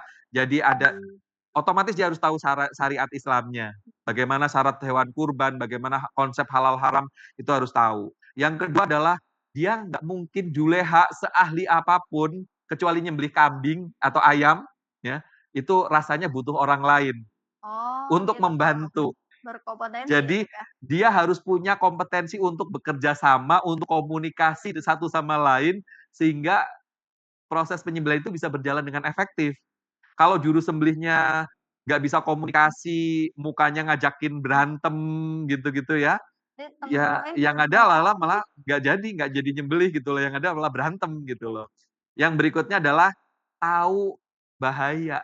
Dia tahu cara kerja aman gitu loh, tahu gimana caranya nyimpen pisau, Ya. gimana caranya, membersihkan pisau. Itu adalah bekerja aman gitu ya. Yang berikutnya adalah tahu kebersihan, tahu Ya, higiene higienis. sanitasi, ya. Yang berikutnya lagi adalah bisa menyiapkan peralatan, bisa ngasah, bisa milih pisau sesuai dengan hewan yang akan dipotong, ya. Jadi tepat ya nanti pada Tepat saat nanti jadi pisau yang akan digunakan maka akan sesuai dengan yang seharusnya. Yang berikutnya adalah bisa melakukan pemeriksaan fisik, karena juleha juga harus tahu, oh ini hewannya hewan sehat, kalau ada yang sakit dilaporkan kepada petugas yang berwenang. Dia harus tahu bahwa, oh ini luka terbuka jadi harus didahulukan, oh ini kelihatannya agak lesu-lesu, jadi ditunda nanti terakhir. Gitu loh. Jadi harus tahu tentang, pemeriksaan fisik. Yang berikutnya adalah dia harus tahu bagaimana dia menempatkan diri ketika akan nyembelih, ya mempersiapkan kesiapan hewan untuk disembelih. Kalau ayam digantung adep-adepan, Ya. kalau kambing bisa direbahkan, diinjek pangkal lehernya. Kalau sapi sudah diikat, kita berada di belakangnya, belakang sapi karena kita bisa menyembelih dari belakang. Tangan kanan memegang gelambir, tangan kiri memegang gelambir, tangan kanan megang pisau. Kemudian dia bisa mengoperasikan pisau. Posisi ini enaknya gaya tarik, posisi ini enaknya gaya dorong. Ini terpaksa dari depan motongnya. Itu akan diajarin satu persatu. Kemudian setelah disembelih, seorang juru sembelih harus bisa mengevaluasi hasil sembelihannya sendiri. Apakah saluran makanannya sudah putus? Apakah saluran nafasnya sudah putus? Apakah saluran darahnya sudah putus atau belum? Ketika sudah putus tapi mampet, maka apa yang harus dilakukan? Dia udah tahu ya Dok Udah ya kalau gitu? tahu. Ketika pisau sudah terlanjur diangkat, ada satu yang belum putus, itu harus diapakan. Nah ini saya nggak boleh nerangin detil-detil di sini, justru harus bikin penasaran, supaya orang-orang mau ikut pelatihan. Salah satunya mungkin di Cinagara sini ya, di Cinagara menyediakan, jasa pelatihan Betul ya? maupun, sertifikasi. Silahkan tinggal cari sponsornya, mau pakai APBD, APBN, jadi peserta free, atau misalnya sponsor dari CSR, sekarang banyak sekali CSR dari beberapa vendor telekomunikasi, bank syariah, Bank Indonesia, PLN, pertambangan, itu banyak sekali menyediakan dana-dana untuk CSR.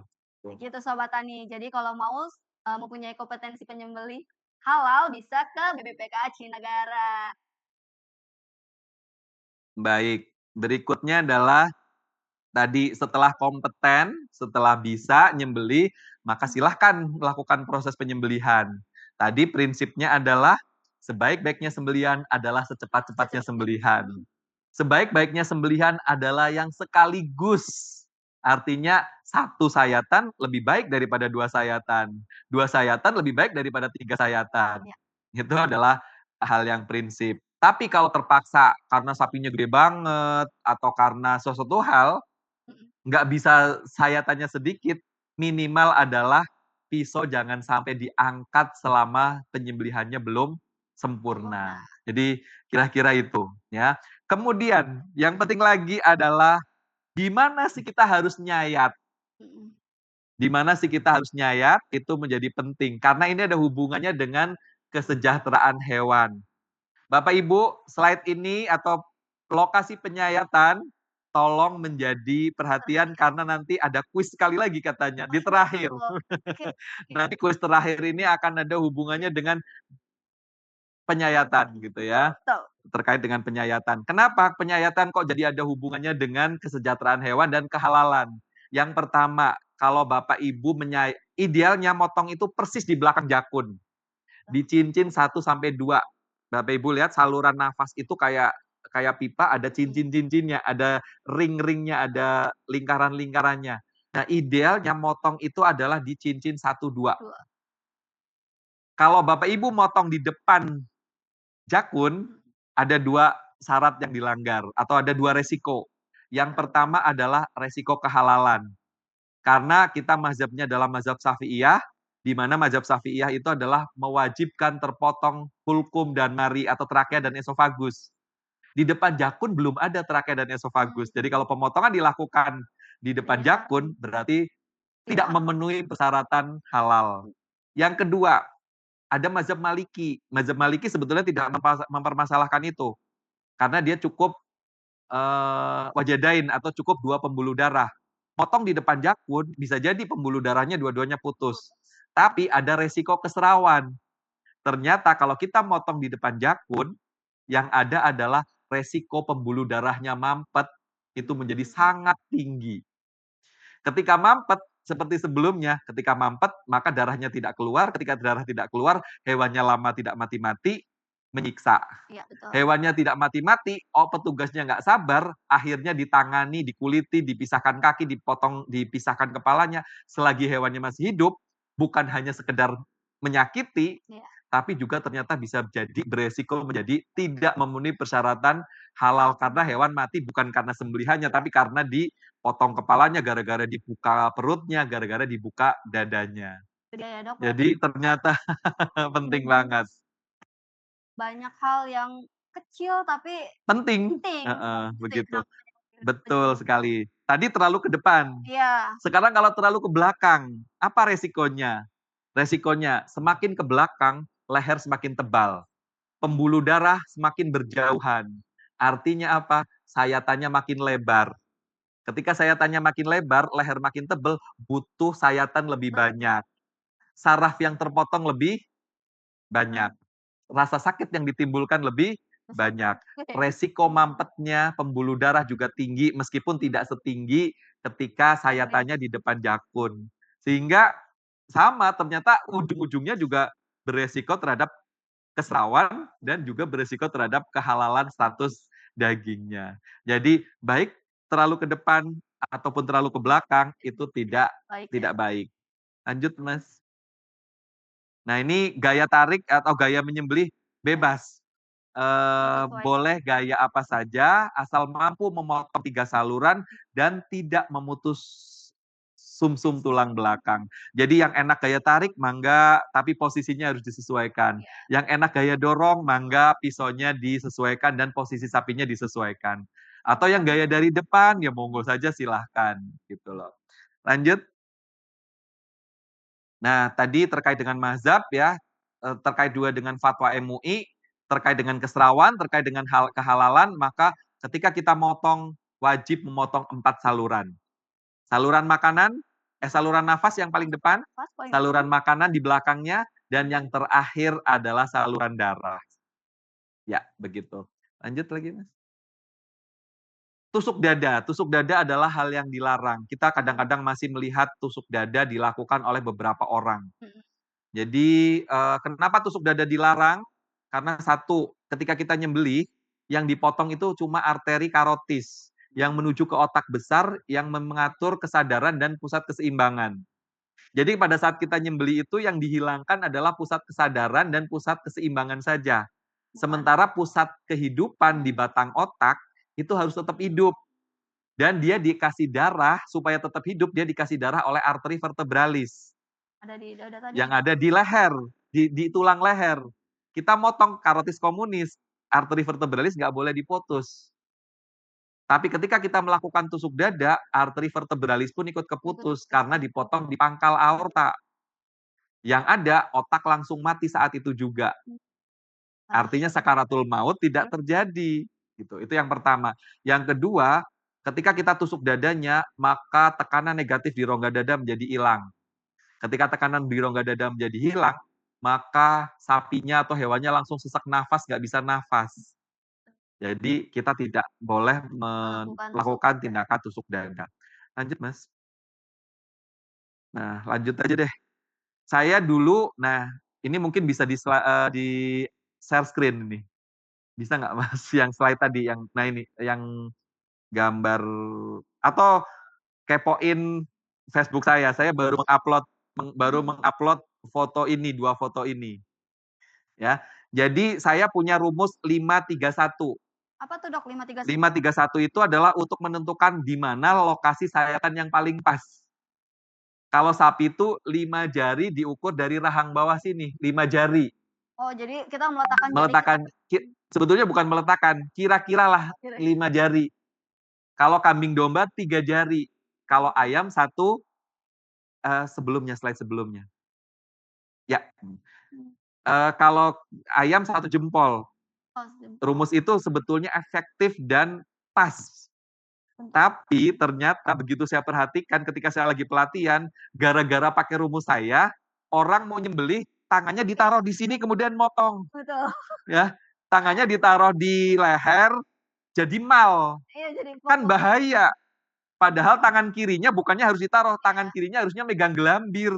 Cuma buat kira-kira aja, oh kira-kira selebar telapak tangan saya, habis itu dipakai buat megang gelambir. Lah itu dipakai buat mal. Karena takut salah kan. Karena takut salah. Jadi Iya. akhirnya Alih saya aja mikir gitu. gimana caranya ya, jangan pakai 5 jari deh gitu loh. Akhirnya saya mengamati puluhan video penyembelihan yang saya punya, akhirnya saya ketemu ketika leher sapi itu ditarik, ternyata di sisi sebelah kiri itu muncul tonjolan, yang di gambar ini adalah yang di garis kuning. Punten Mas, tadi yang slide berikutnya. Yang slide berikutnya.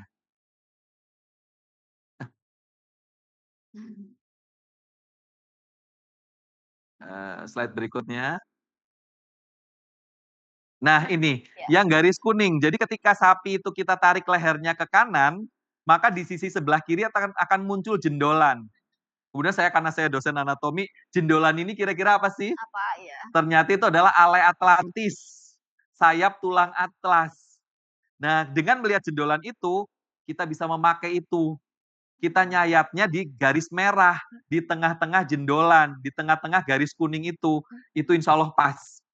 Contohnya di slide berikutnya, Mas. Di slide berikutnya, nah ini, itu pas di tengah-tengah jendolan.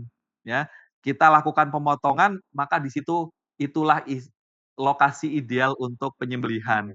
Tapi ini untuk sapi, kalau untuk kambing saya belum melakukan pengamatan lagi gitu loh. Jadi untuk sapi ini.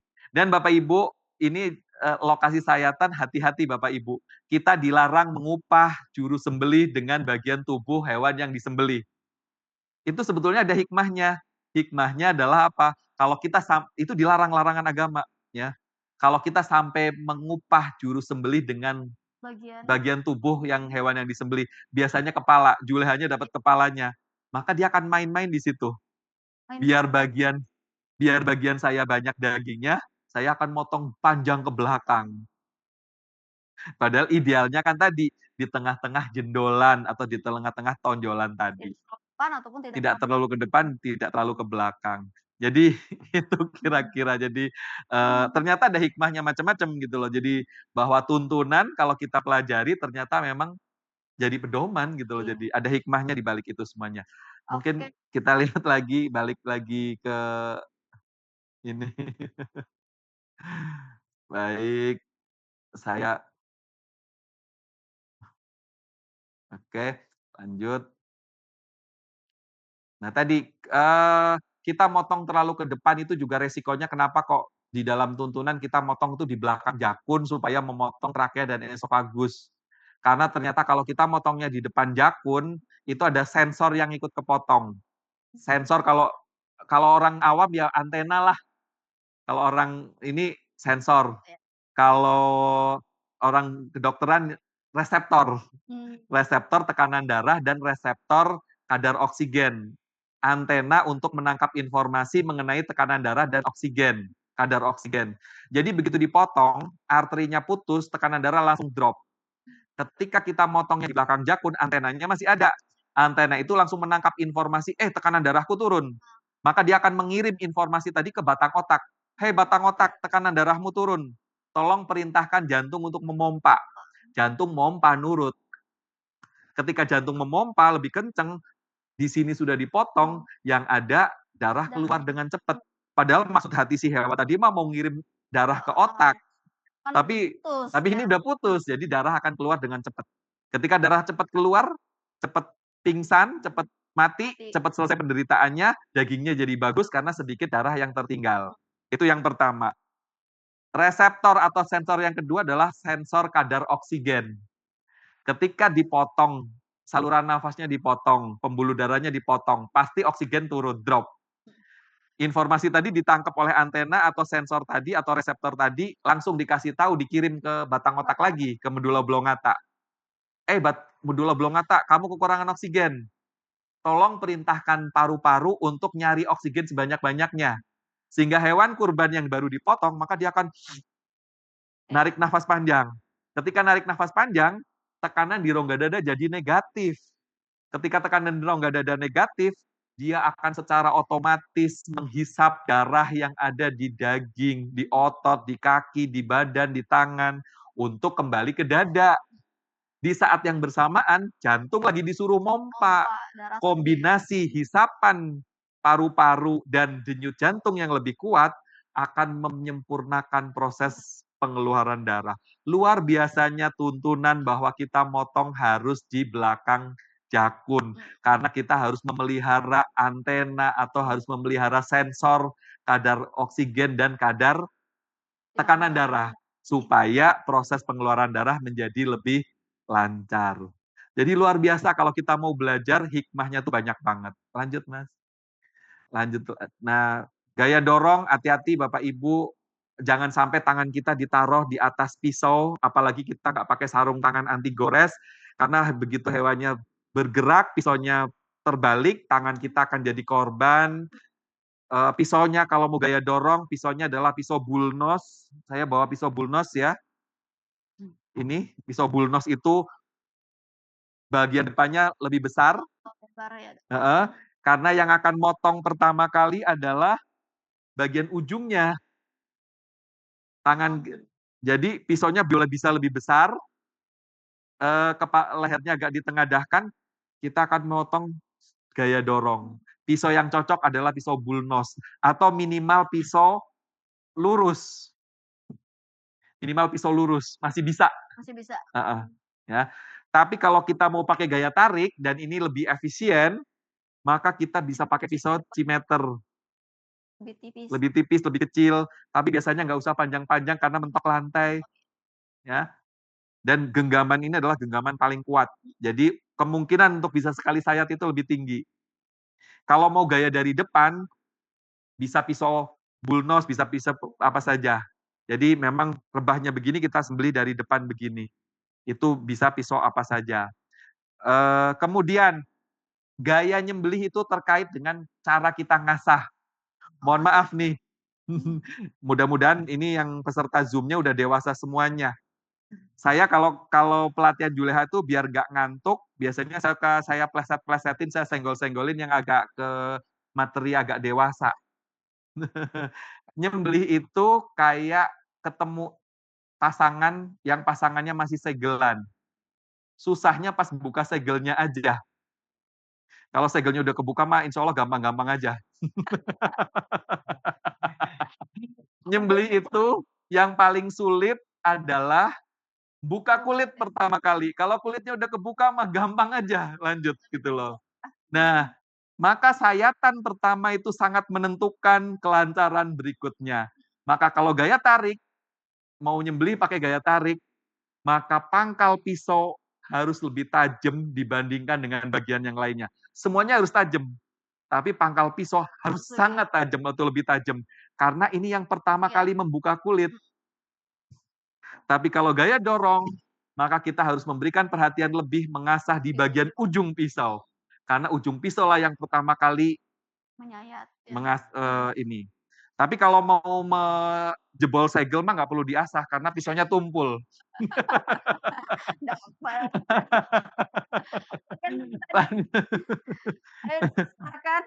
Kita lanjut lagi ya Pak. Mungkin setelah kita waktunya masih lama nggak nih? Sedikit lagi. Sedikit lagi. Nah, setelah intinya sih setelah disembelih, setidaknya kalau lancar aliran darahnya, tidak mampet, maka hewan butuh waktu untuk sapi kalau tidak di stunning ini butuh waktu minimal 3 menit untuk sampai dia selesai perdarahannya. Kalau stunning, tapi kurban kan jarang stunning ya. Kalau stunning lebih lama, 5 menit. Kalau kambing domba sekitar 2 menit. Tapi waktu itu bisa jadi lebih lama. Satu, kalau hewannya disembelih dalam keadaan stres. Yang kedua, ketika ada mampet. Iya. Makanya ketika kita nemukan, kita harus tahu nih, hewan itu matinya gimana? Mati itu hilang nafas, hilang kedipan mata, berhenti aliran darahnya. Ketika itu urutannya pasti urut itu, karena gerbang kematian itu pasti itu. Nggak mungkin terjadi darahnya sudah berhenti, tapi nafasnya masih ada, matanya masih ngedip, itu nggak mungkin. Jadi kalau sampai ada kejadian nih, sapi udah disembelih, darahnya kok udah nggak ngalir, matanya masih ngedip, nafasnya masih ada, pasti ada sesuatu yang nggak beres. Nggak beresnya apa? Bisa dua. Yang pertama adalah memang belum putus, yang kedua sudah putus tapi mampet. Apa yang harus dilakukan? Kalau zaman dulu katanya biarin aja nggak boleh diapa-apain. Ternyata enggak. Itu harus dikoreksi. Dikoreksinya satu, kalau memang ada yang belum putus, maka putuskan di tempat yang belum putus saja. Yang nggak boleh adalah disembelih ulang lagi dari awal lagi, itu yang nggak boleh. Jadi misalnya udah putus hulkumnya, trakeanya udah putus, esofagusnya udah putus, pembuluh darahnya satu belum putus. Ketika satu belum putus berarti otak masih dapat aliran darah, maka dia nggak mati-mati. Caranya ngoreksinya gimana? Cari pembuluh darah yang belum putus, putuskan di tempat yang belum putus saja. Makanya kalau saya lihat-lihat, saya amati, juleha itu biasanya bawa 2 pisau. Satu pisau besar untuk nyembelih, satu pisau kecil untuk ngoreksi aja. Yang kedua, ternyata udah putus semuanya. Ketika udah putus semuanya, tadinya ngalir, lah kok sekarang nggak ngalir, nafasnya masih ada, kedipan mata masih ada, berarti mampet. Ketika mampet, maka kita cari bekas sembelihannya, oh ini ada jendol, ada berdenyut-denyut, tapi darahnya nggak keluar.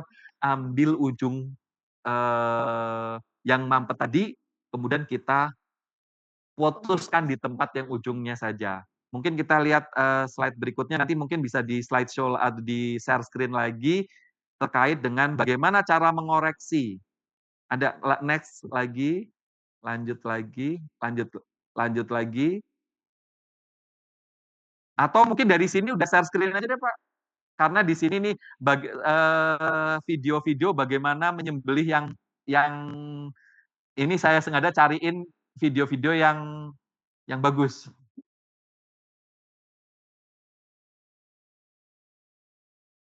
Oke, ini Sobat Tani ya. Nah, Ada proses penyembelihan ya. ini nyembelih non stunning ya. Atau slide sebelumnya, bisa nggak ke slide sebelumnya? Nah, ini kalau ujian ini nggak lulus. Nyembelihnya bagus banget, tapi kalau ujian nggak lulus. Kenapa? Karena dia tidak bekerja aman. Karena dia udah dari jauh-jauh tempat, pisaunya udah diangkat kayak begini.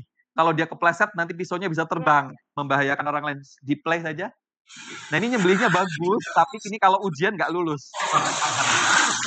Nyembelihnya bagus banget, tapi kalau ujian nggak lulus. Karena dia membahayakan. Dia tidak bekerja aman.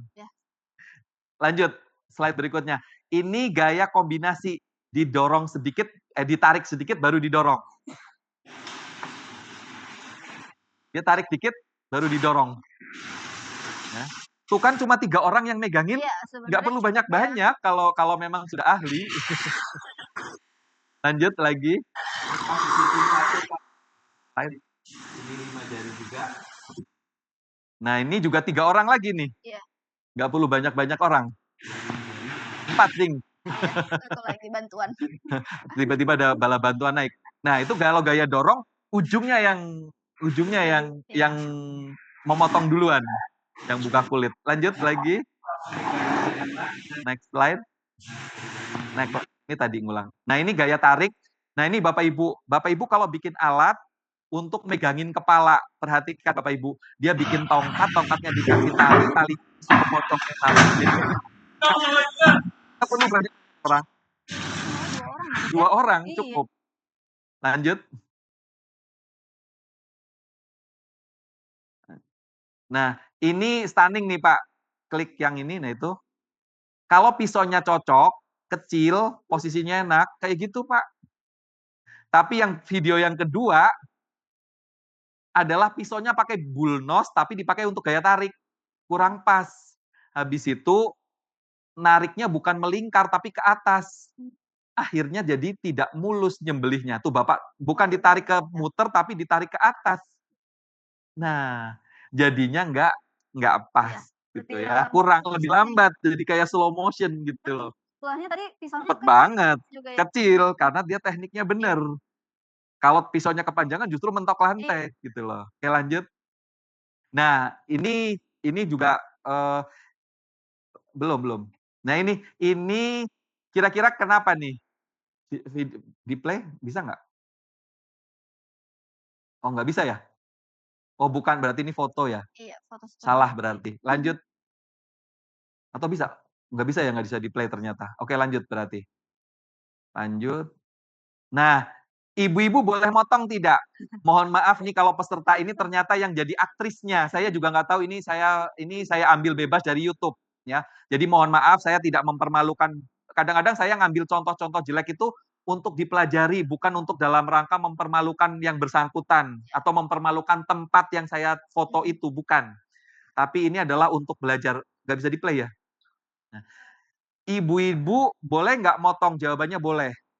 Tapi ya gitu, kadang-kadang ibu-ibu kadang-kadang nih, bukan semuanya, sen kanan belok kiri atau suka agak lebay gitu. Lebaynya ini apa nih? Ibu ini harusnya cukup motong 13 kali sayatan. Ibu ini memotong 39 kali sayatan. Apakah halal? Halal. Tapi mungkin nggak ihsan. Iya. Mungkin ibu ini lagi bayangin ibunya yang suaminya, sapi ini suaminya yang habis ke Gap dapat ini pelakor gitu kali ya. Jadi melampiaskannya ke Jadi melampiaskannya ke sapi. Jujur aja ini sayang pisau. tidak. Sayang pisau. Karena apa? Pasti pisaunya gesek-gesek tulang. Iya. Pisaunya dipakai sekali langsung tumpul. 39 kali. Jadi harusnya cukup 13 kali. Itu ya nggak bagus. Tapi bahwa kenapa ini saya suka dengan video ini adalah untuk menyemangati para bapak-bapak. Ibu-ibu aja berani, masa bapak-bapak nggak berani gitu loh. Masa sama ibu-ibu ya kan tetap ya. Kira-kira begitu. Lanjut. Ada lagi nggak video atau nah ini juga mohon maaf kalau ternyata aktornya siapa begitu, karena ini saya ngambil bebas di YouTube ya, artinya kalau udah YouTube boleh dipakai siapa aja gitu loh. Ini adalah penggunaan pisau yang sangat pendek.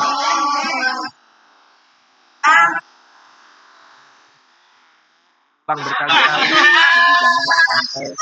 Yang megangin kepala, yang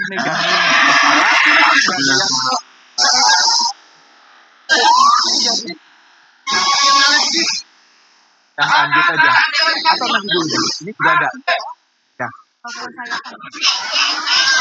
Nah ini contoh misalnya ini pemuka agama mungkin ya. Tapi sebetulnya beliau tidak ngerti teknik penyembelihan. Nyembelihnya di atas telinga. Darahnya tidak ada yang keluar. Tadi Bapak Ibu ingat kalau nyembelihnya terlalu ke atas, pembuluh darahnya langsung mampet. Ini contohnya. Ini contohnya.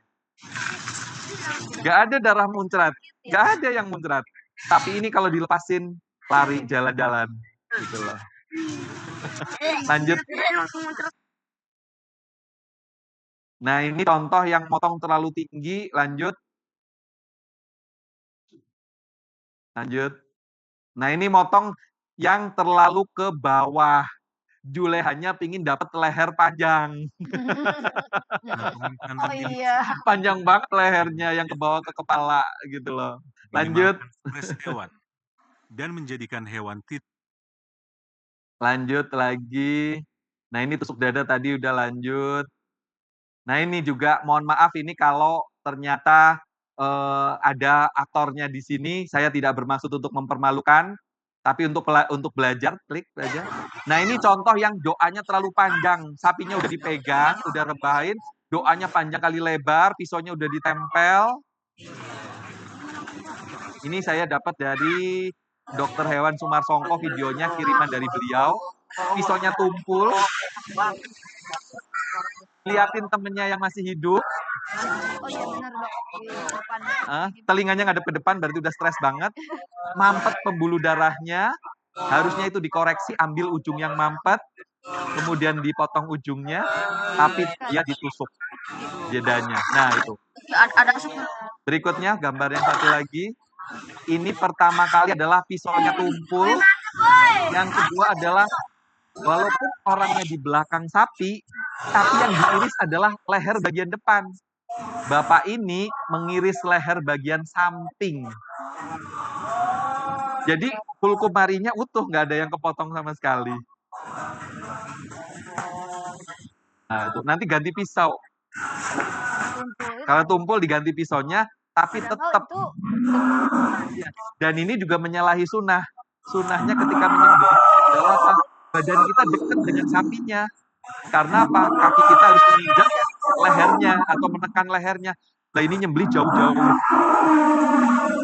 Jadi mohon maaf kalau untuk pekerjaan-pekerjaan teknis seperti ini serahkan kepada ahlinya.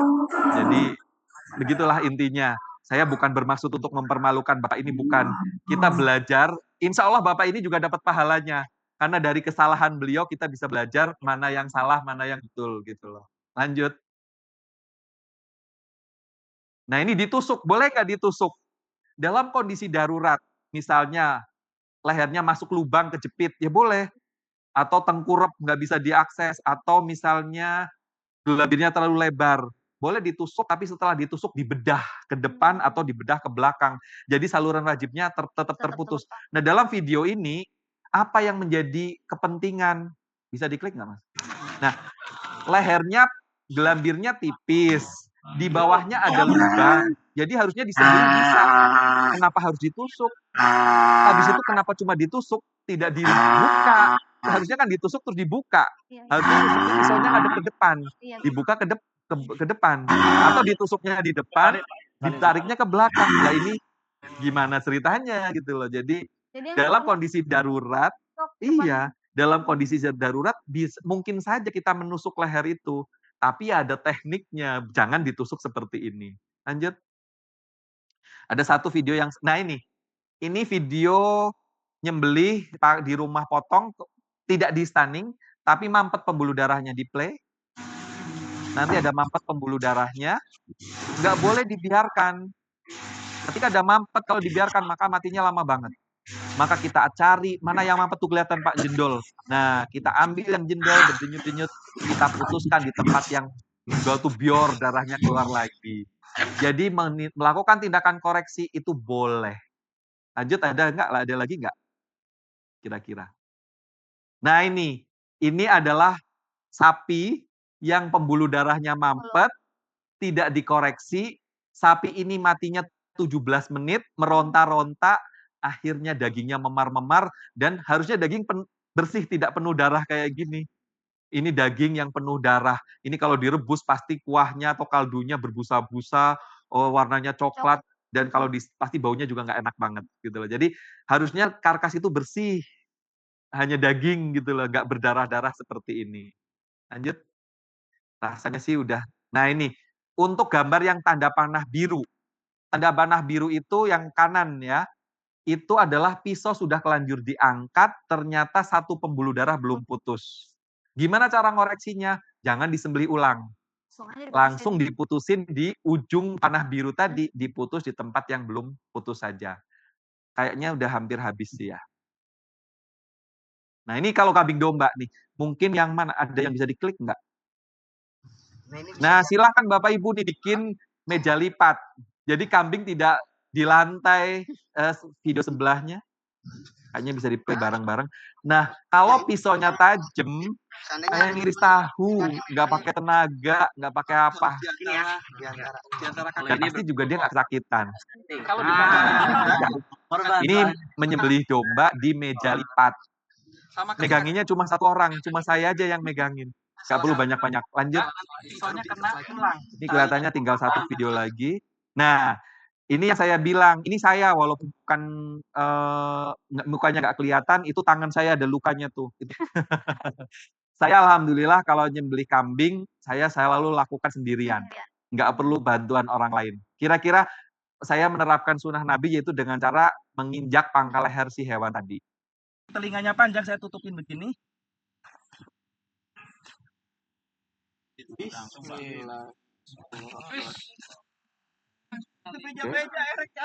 Sekali saya tenang karena terbiasa ya. Oke. Lanjut. Setelah ini tinggal melakukan cek kematian. Lanjut satu slide lagi. Kuisnya saya ubah ya tadi, harusnya tadinya ini jadi kuis. Kita setelah hewan disembelih kita harus menunggu, tanggung jawabnya Julia itu sampai mati. Ketika sampai mati, kita harus tahu ciri-ciri kematian. Ciri-ciri kematian ya diawali dengan hilang nafas, hilang kedipan mata, dan berhentinya aliran darah.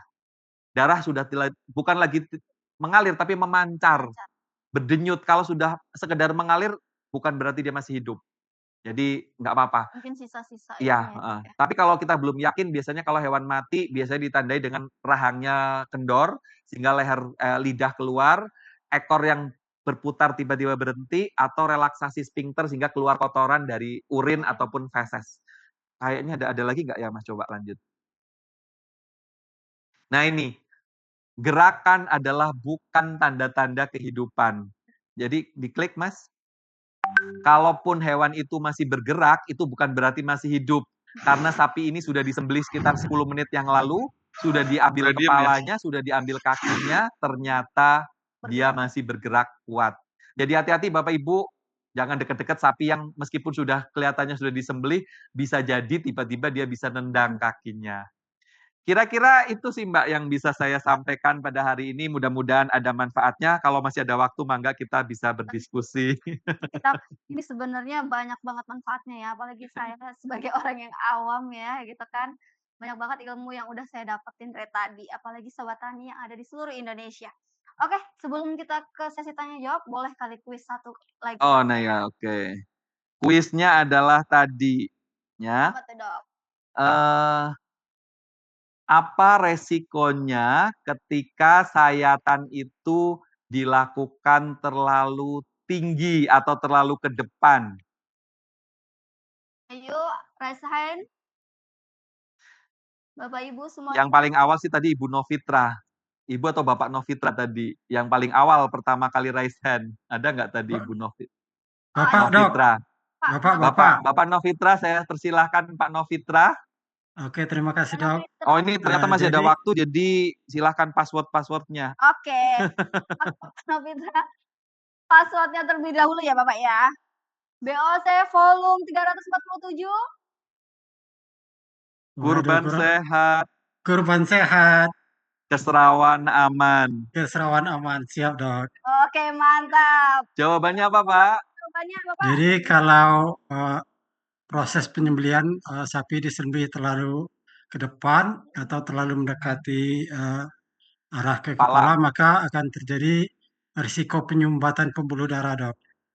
Satu. Yang kedua, resikonya apa? Terkait dengan kehalalan. Oh ya, terkait kehalalan tadi kalau tidak salah. Kalau terlalu ke atas berarti kurang memenuhi, tidak memenuhi persyaratan halal karena saluran apa dan apa tidak terputus, Pak? Oh ya, yang tidak terputus itu di saluran pertama saluran nafas, kemudian nadi dan trakea atau saluran makanannya, Dok. Oke, ya bisa dianggap betul lah Pak. Jadi kalau kita motongnya terlalu ke atas, maka resiko mampetnya menjadi tinggi. Dan yang kedua adalah tidak terpotongnya saluran makanan dan saluran nafas, sehingga saluran nafas dan saluran makanan jadi tidak memenuhi persyaratan halal. Jadi maka panitia nih Pak Novitra berarti pemenang kuis yang ketiga. Alhamdulillah. Alamat dan nomor handphone ya Pak ya di kolom chat ya Bapak untuk diberikan Oke, hadiah. siap Dok. Terima kasih. Baik, sekarang kita lanjut ke sesi tanya jawab ya Bapak Ibu ya. Mau berapa pertanyaan ini Dok? Saya sih free aja monggo. Tergantung waktunya. 2 atau 3 pertanyaan aja ya teman-teman semuanya. Oke, boleh. Atas nama Syahril Abdullah.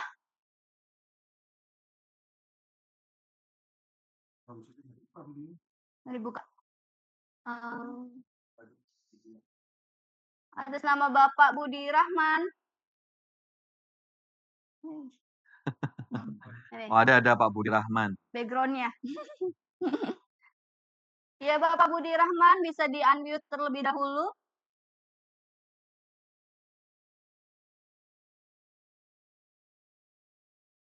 Bapak suaranya belum terdengar, bisa di-unmute terlebih dahulu. Kita pertanyaan langsung dijawab atau bagaimana? Langsung aja boleh. Langsung aja ya.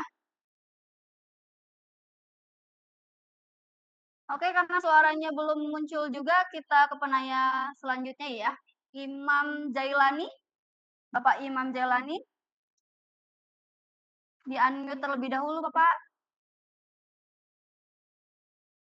Atau suara di-unmute oleh host tadi. Udah. Sekarang udah bisa. Bapak Imam, dari mana Bapak? Ya, Assalamualaikum dari DPD Juleha Brebes. Brebes. Baik Bapak, pertanyaan ini Bapak. Ini dok, seringkali di lokasi tempat penyembelihan itu hewan ketika sudah disembelih itu sudah terputus semua. Tetapi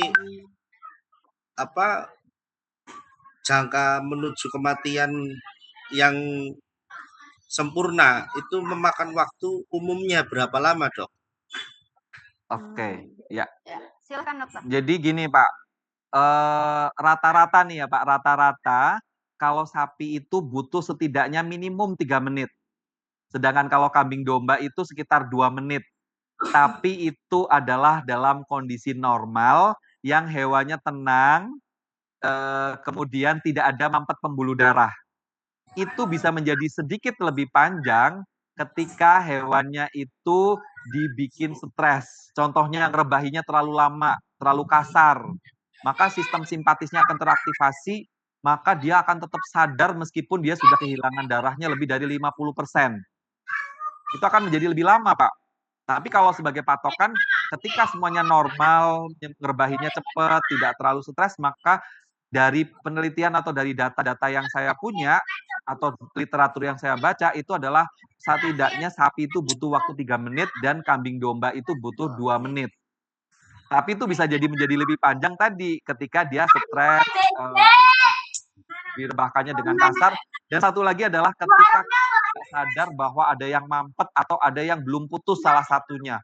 Maka itu bisa sampai setengah jam, 15 menit, dan seterusnya. Makanya di dalam satu kompetensi juru sembelih, unit kompetensi 9 adalah melakukan tindakan koreksi atas sembelihan kita sendiri. Diperiksa, kita nggak boleh habis nyembelih itu langsung pergi, itu nggak bisa. Tanggung jawabnya Juleha itu sampai menentukan dia mati. Karena di dalam proses menuju kematian itu bisa macam-macam yang terjadi. Ada yang mampet, ada yang belum putus. Nah, kita harus melakukan tindakan koreksi supaya darahnya keluar dengan cepat, maka kematiannya akan menjadi lebih cepat. Kira-kira gitu, Yang kedua Pak ini Pak, Imam. Dokter, perihal kebiasaan itu banyak masyarakat yang mengeluhkan tentang daging, khususnya daging kambing ya, ketika sudah selesai disembelih itu berbau. Itu apa ada tips-tipsnya? Jadi gini Pak, untuk menghilangkan 100% daging kambing itu nggak mungkin, karena memang lemak kambing itu ada asam hirsinoiknya. Dan daging kambing nggak bau jadi nggak enak Pak. Yang nggak enak itu adalah ketika baunya sangat menyengat. Nah, kita harus tahu dulu Pak, sumber bau itu apa sih Pak? Sumber bau adanya di mana? Yang pertama adalah ada di darah. Jadi kalau nyembelih sempurna, darahnya keluar sempurna, maka dagingnya insya Allah nggak terlalu bau. Yang berikutnya adalah untuk menyempurnakan, karena kalau nyembelih itu hanya yang keluar itu sekitar 65% maksimal Pak. Masih ada 35% yang ada di dalam daging.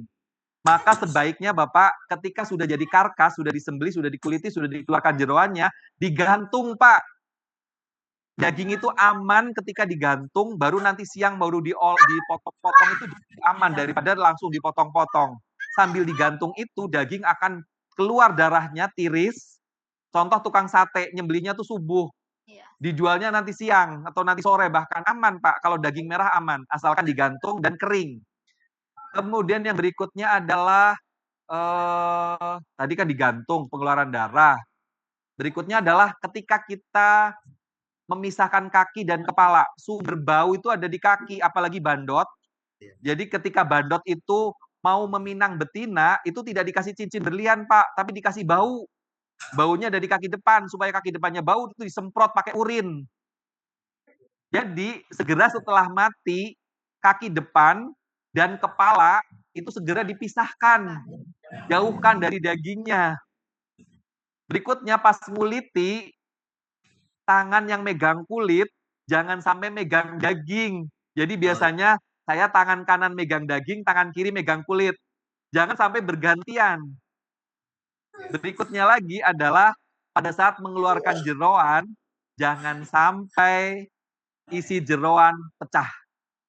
Karena kalau di dalam jeroan itu ada asam lemak terbang yang itu membuat menjadi bau. Lagi kalau pingin nggak bau lagi, Bapak makan dagingnya aja, jangan makan lemaknya. Tapi resikonya adalah tidak gurih, Pak. Iya, betul. Itu Pak kira-kira tipsnya. Baik Bapak Imam, bagaimana jawabannya? Ya udah berarti pertanyaan berikutnya. Kita lanjut ke pertanyaan berikutnya ya. Bapak Ahmad, Bapak Ahmad Farhan, bisa di-unmute terlebih dahulu Bapak.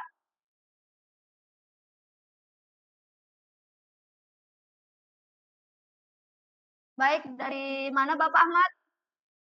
Perkenalkan, Dok. Saya Farhan dari Tangerang.